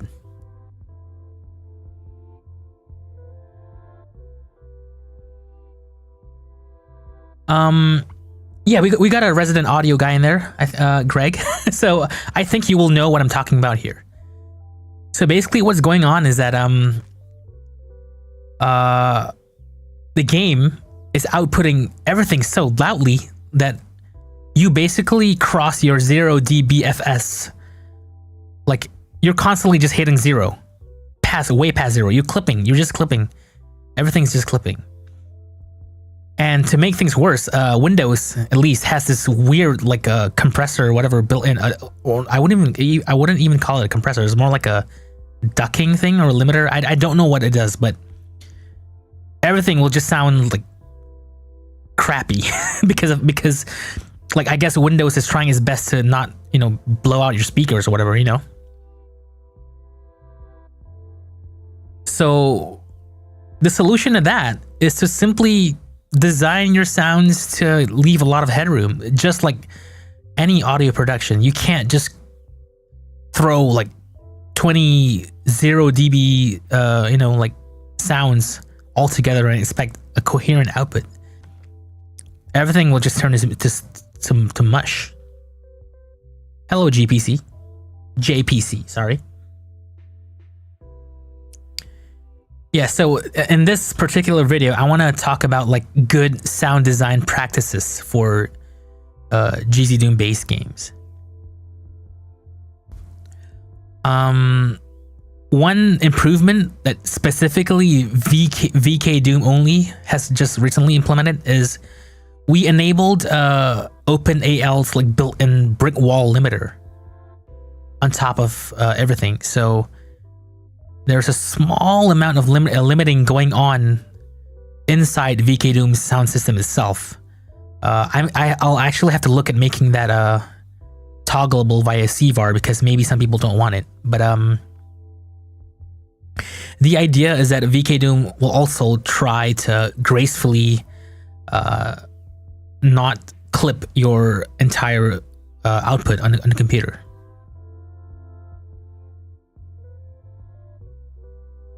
Greg, exactly. So mix your game to -6 dB. Exactly.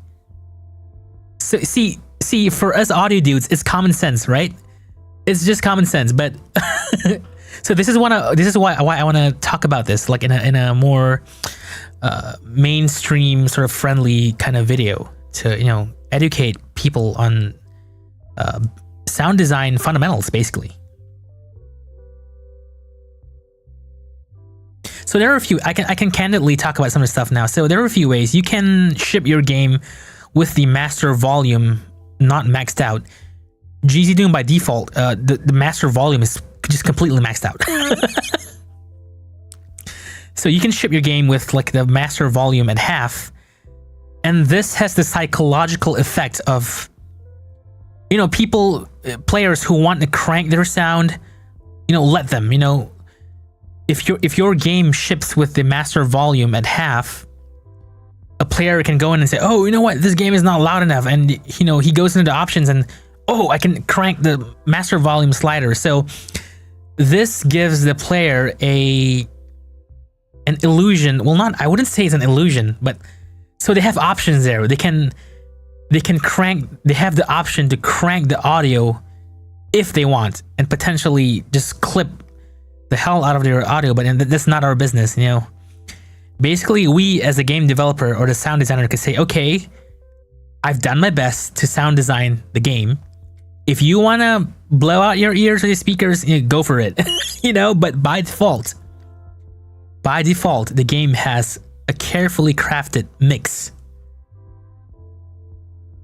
So that is the sort of like psychological effect of shipping your game with the master volume at 0.5.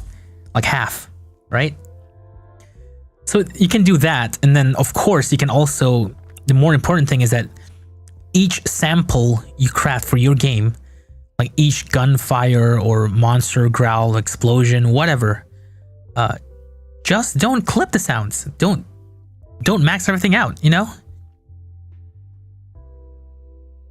You can max the sound out you want with limiters if you want. You can put a brick wall in it if you want it to be extra loud, but basically just be mindful of like the available headroom, because just like doing any kind of audio mix, you know, audio output levels are not unlimited. You need to give headroom for, you need to consider that more than one sound will stack up and play like at the same time, and that will just create this huge audio spike, right?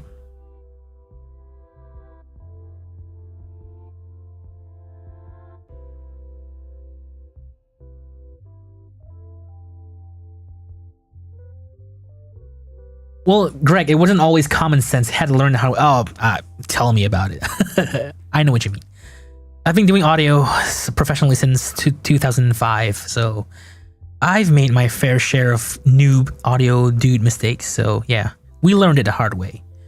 But yeah, anyone who's been doing sound for X number of years, you would know that basically audio levels are finite. You can't just crank everything up. You need to leave headroom.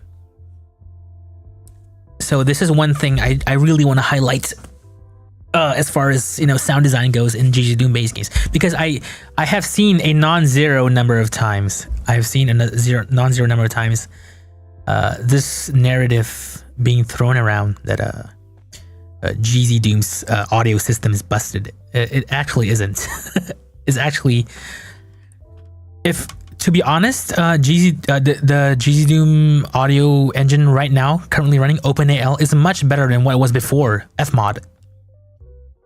So not many will notice, but ZDoom and GZDoom used to run on the Fmod sound system, and for some weird reason, I don't know why, I don't know who decided this, the Fmod audio system came with a built-in like EQ baked into the you can't disable it. So there's like a slight exciting going on, like some bass and treble excitement going on. I don't know what else it's doing, but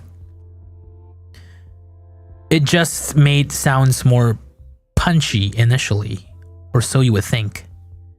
But actually what it's doing is just clipping the audio even more badly. And I remember when GZDoom initially switched to OpenAL, some users complained that, oh, why does the sound engine sound a little different now? It sounds more flat.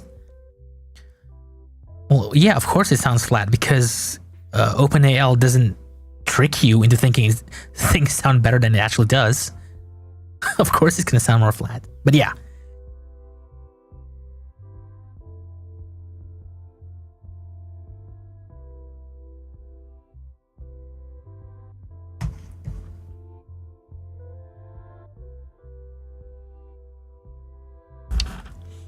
Yeah, Kraja says, before I used to mix everything at 0 dB because that's what Doom did. Exactly. So I wouldn't blame like GZDoom game devs for this, because naturally you would reference like the original Doom, right?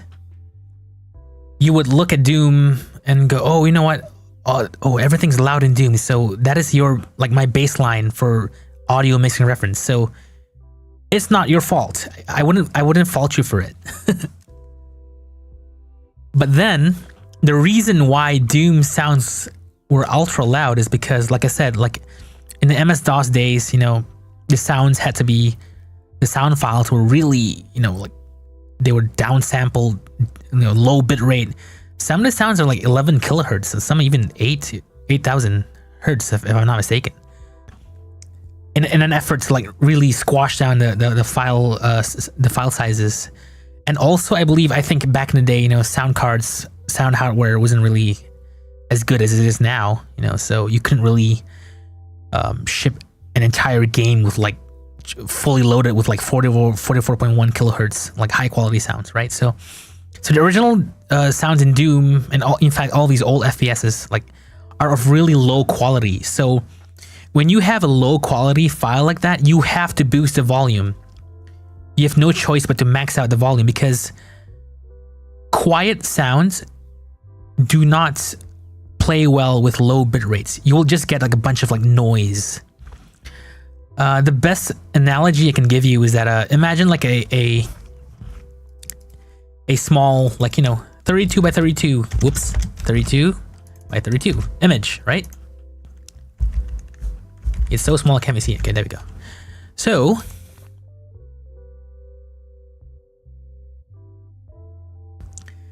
this image is very small. It's a tiny file. It only has 32 by 32 pixels, and everything is pixelated, right? There's not much detail. If you blow up the image, if I blow up the image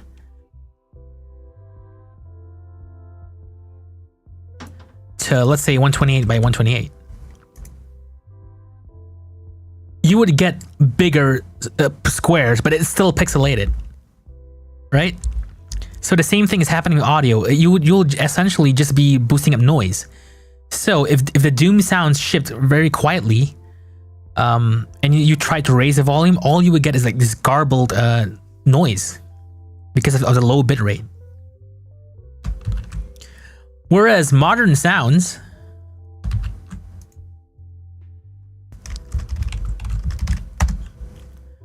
are of very high quality, and you can put more data in there, so you get a lot more granular detail. So that is kind of what's happening with audio as well. So because the sounds in Doom are so low bitrate, they had to make the sounds loud, otherwise it just be a lot of noise. And that practice cannot be, does not translate to modern audio with high bit rates and stuff like that.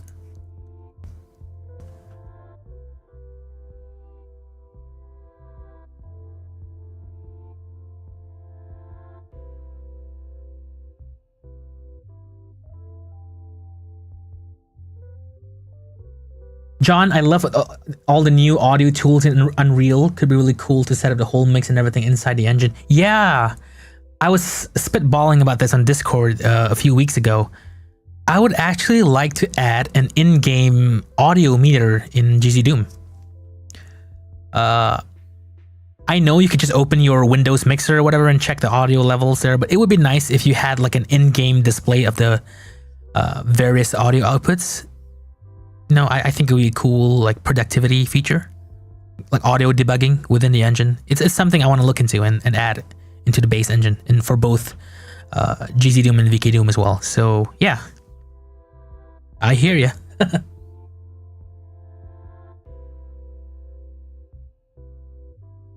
I wish there was a feature in Slate where it could select you can do like batch audio editing. Well, it would be handy, yeah, but I think you can do that with Audacity. I don't know. I gotta look more into Audacity. Like, I believe there are some scripting features in there. I'd be surprised if you couldn't batch edit a bunch of sounds.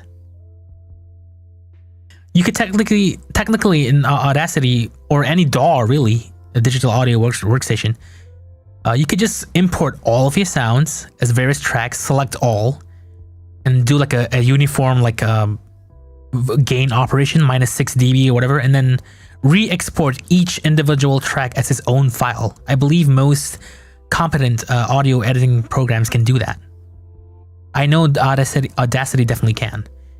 You can open like let's say 10 tracks in Audacity and export each track individually as its own file rather than have all of them mixed down into a single WAV file. Yeah, so technically, yeah, you can do that. Yeah, it could be done. There we go. Yeah. Thanks, chat. Will it keep file formats? I believe it does. It will just use whatever original format it was. It should.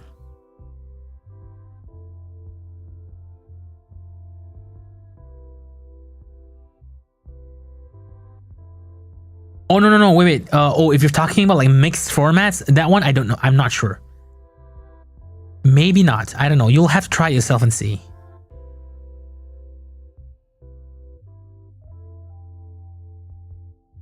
Even Cool Edit 2000 could batch edit file. Oh my god. Cool Edit 2000. What a trip. That is something I've not heard of in a long time. So yeah, sound design. Naturally, being an audio guy myself, I'm extremely passionate about this topic in particular. So this one's probably going to be a multi-part series because I have a lot to say about sound design. Speaking of audio, so for those who don't know, I recently moved houses, and with this current room I'm in right now, it is very heavily acoustically treated. I've got sound treatment all around. So the room is very very quiet and very accurate, I would say, in terms of monitoring. So I've got fully acoustically paneled walls, ceiling, and the floors almost completely carpeted. It's a very dead room. It's got some bass traps as well. So what I found out, so I fired up Disdain, right? Initially, was testing my speakers, and the first thing I noticed, was that how flat so I fired the rocket launcher towards the wall, and because of the improved room treatment, I immediately noticed how mono Disdain's sound design was.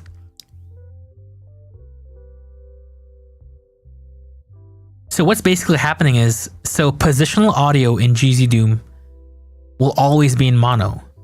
So sounds originating from moving objects like monsters, projectiles, rockets, explosions, whatever, those sounds will always be in mono. OpenAL forces it. So even if you provide a stereo file, let's say you want to play an explosion sound from an explosion actor, right? Even if the file was in stereo, when OpenAL plays it, it downsamples it to mono first before playing it. So it forces the sound to go in mono, and then it does the positioning, the whole panning, left, right, and the volume attenuation and all that stuff. So world positional audio sounds will always be in mono, which is fine. For me at least, it's fine. So the problem that got highlighted with my new room was that because I could hear so accurately now, it just occurred to me how mono the rocket explosion sound design was in Disdain. I fire a rocket, the rocket explodes in a wall, and there's this singular there's this mono blob sound that's just so dry sounding, This gets highlighted intensely in my acoustically treated room. So prior rooms that I had were not properly acoustically treated. So what was going on is, while I do realize the sounds were in mono, my ears got tricked into thinking there is this certain depth or richness to the sound that isn't really there because of the reflections going on in my room, right? Standing waves, flutter, echo, resonances. There's a word for it. Comb filtering is basically what's going on. So because the rooms weren't treated properly prior, I get fooled into thinking mono sounds are actually richer than they actually are. I know I can identify the sounds as mono, of course, but there's this very subtle acoustic fuckery going on. Part of my French in my previous rooms where it sounds kind of it sounds cool. But now that this room is so dead, my current room, holy shit! It just made me realize this sounds really flat.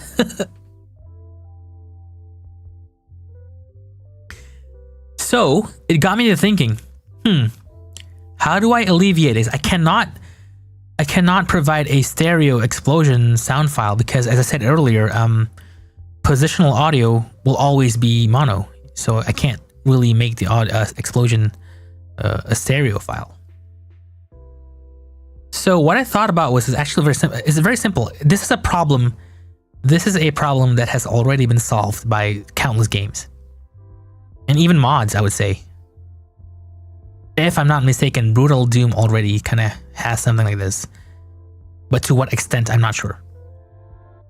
So the solution is simple. You play the initial explosion as before, the mono sound. And you also add a stereo, an atmospheric sort of I wouldn't say a reverby, but a more rich and highly stereo accentuated explosion foley, if you call it. Foley, basically. Yeah, you add a stereo foley on top of the explosion, but you pass there's a flag that you can pass to sound commands in GZDoom called the attenuation flag. So you pass the attenuation flag that sets the attenuation to none. So basically you force the sound to be played as a head sound. A head sound in GZDoom, that's not the proper term, but I call it a head sound. So stereo files have an exception where if you play the sound directly from the UI or the menu, or if you fire a gun, the weapon you see on your screen, if you play a stereo sound from a weapon directly, the forced mono thing won't happen. So you will that is why gun sounds in GZDoom is always in full rich stereo, because it's a head sound. So the simple solution to my rocket explosion problem is to simply play an additional head sound Foley that does not get positioned. It plays in like a sort of like a UI headspace, so to speak. So it'll always be in stereo. So you layer that on top of the 3D mono's explosion sound. That's it. That's all you do. Simple, right?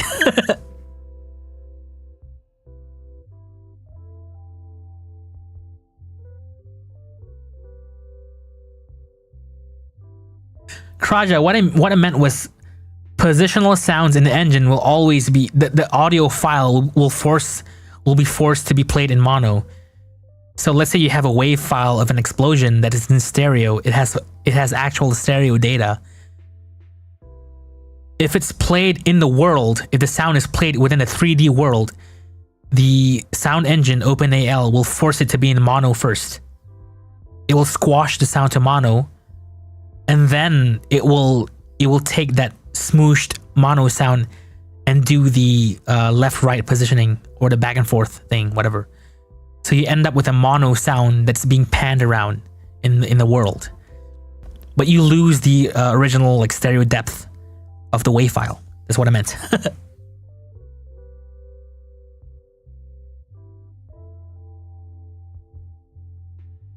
But as I said, there's an exception to it. If you pass the no attenuation flag to the sound command, which is A_start sound, there is a flag there to disable attenuation. If you pass that flag, the sound will be forced to play in like a headspace kind of context.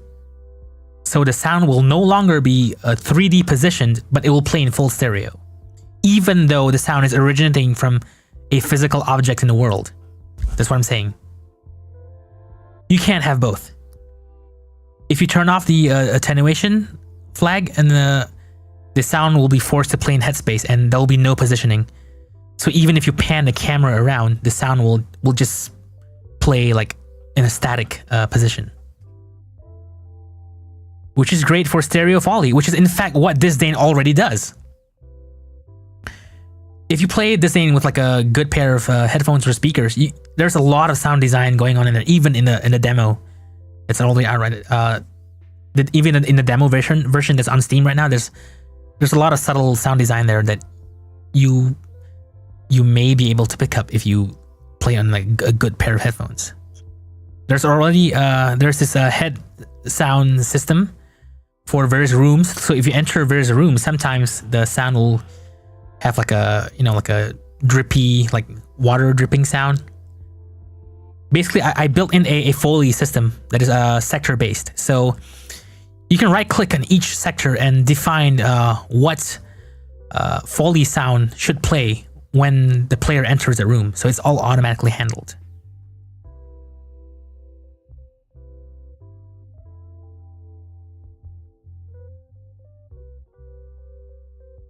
Alpha, there is a flag that you can pass to make the sound like not. No, actually, yeah. Now that you mentioned, I gotta check it back. I'm not sure as well. I believe if you pass the attenuated flag, then distance-based volume will also be disabled. I think that is because that is how you know the boss sounds like the Cyber Demon or the Spider Mastermind. You know how that works in the original Doom. I think it's just using the same like system in the background. So no matter how far the sound is, it will just sound. It would just like. No matter how far the sound is in relation to the camera, it'll still play at full volume. I think that is the case. I don't think you can change that.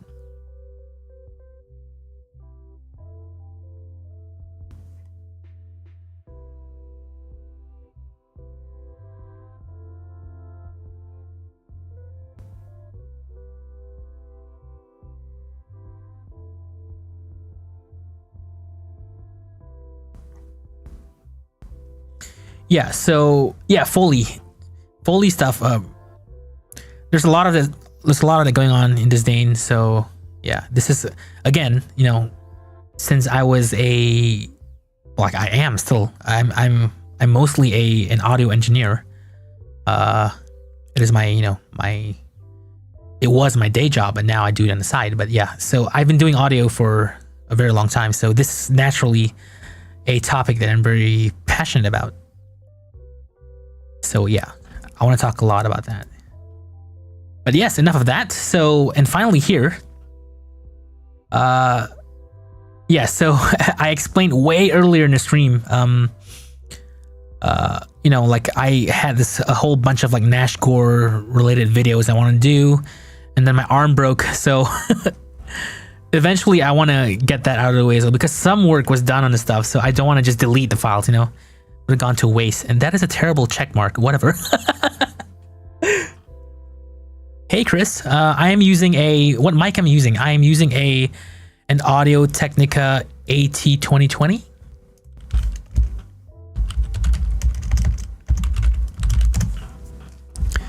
This guy. I'm using an AT2020, ran through a Focus, if I can type correctly, ISA 1 preamp. Yeah, so I have the AT2020. I run that through a Focusrite ISA 1 preamp, which then goes into I got a lot of gear. I got a lot of audio gear, which then runs into this thing, so that I could apply like hardware compression and EQ on it, as well as a gate. So it's a 2020 mic, ISA 1. Into the Line 6 with with a very heavy compression and gating. And then finally in OBS, which I can't show right now, I have a stack of an additional stack of like limiters and compressors to further process the sound. So I am very heavily processed. Too heavy, I think. I might lower down some of the processing, because this entire audio chain was made in a crappy room, my old house. I'm in a different house now, but yeah. So my previous audio chain was crafted against a very crappy environment, so I gotta lower some of the settings.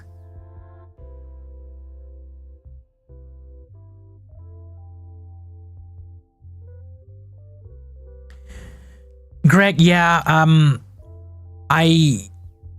I'm not against in the box stuff, but specifically because I wouldn't want to put too many like VSTs on inside my OBS, because I don't want the CPU usage to spike. So I try to do the majority of the compression on in hardware, so that when I go into OBS, I say I have a stack of VSTs, but they're very light. They're just limiters basically.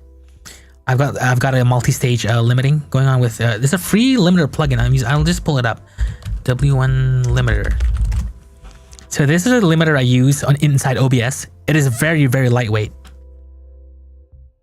So I'm doing multi-stage limiting. So I have 3 instances of this limiter chained, with each instance limiting the sound less and less. So instead of one limiter cranking like 10 dBs, I've got 3 limiters cranking like a 7 and then 2 and then 1, like that.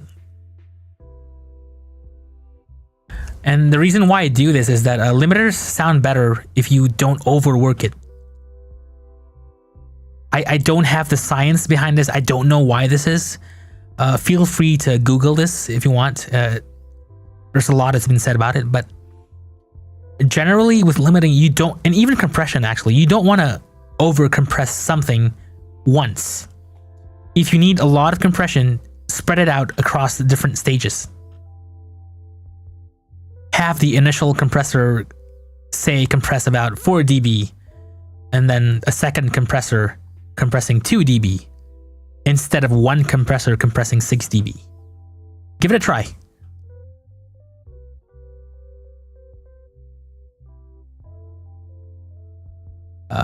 Yeah, sound is confusing. Kraja, I feel you. I've been doing this since 2005 professionally, and I still have so much stuff. I feel like I'm still learning stuff randomly every day.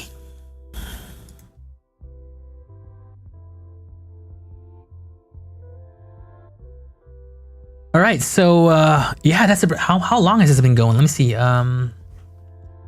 Probably gonna call it soon. So, oh, it's 2 hours. All right, this is about right time.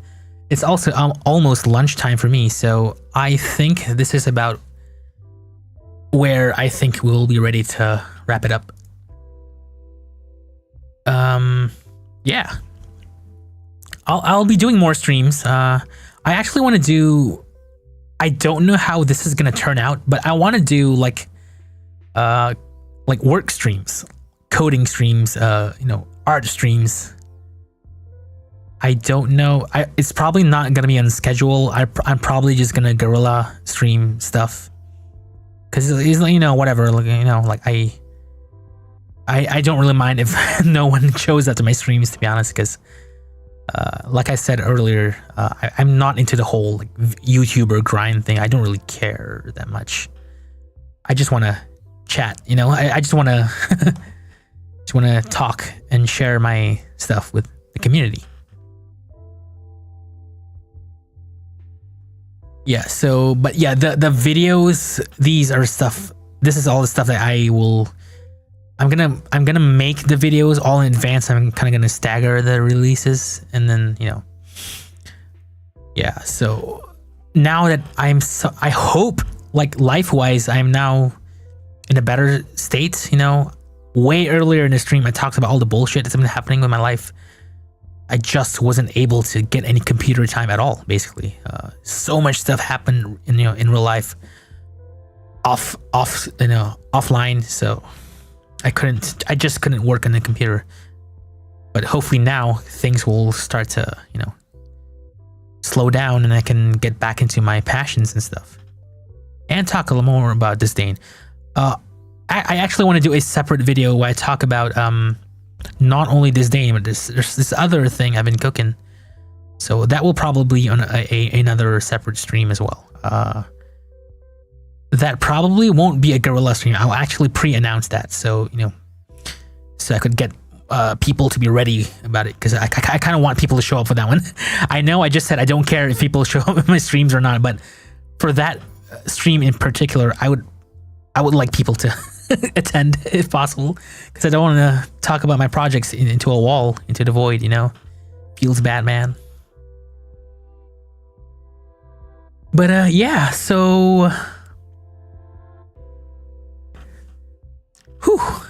That felt good to be talking again after like 2 hours. There is actually I have this list on my other monitor about some stuff that I wanted to bring up in this stream, but kind of ran out of time. So I'm probably gonna mention it elsewhere. But there is some stuff there, some heavy, well, semi-heavy topics that I do want to talk about and share with you guys and girls.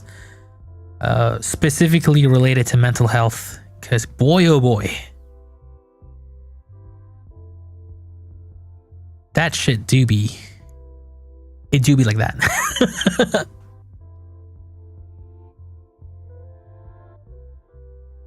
You subscribed and clicked the bell. Thank you. Appreciate it. I'm not sure why my subscription notifications aren't coming through. I heard one from Greg earlier, and then it just went silent. I'm not sure what's up with that, or is it because? Oh right, wait, it's still there. The menu is still there. So I have a Streamlabs browser window open. I do see the subscription notifications on the dashboard, but the sounds didn't come out. I'm not sure what's up with that. Whatever. So yeah. All right. So in conclusion, it's good to be back. I was supposed to do a too long didn't watch summary. Oh god. I guess I'll have to start typing it later. I was supposed to do a TLDW summary and add it to the pinned comments. I'll do that in a bit. I gotta go get some lunch first, and I hope everyone has a wonderful weekend. It's probably evening or night for some of you, but it's lunchtime for me. So, yeah. So I'll see you all soon. Thanks again for tuning in, and it's good to be back here. I'm glad to be back, and hopefully we'll see more of each other moving forward with 2024. Cheers. Have a good day, good evening, good night, or good morning. And take care, everyone. Appreciate you all.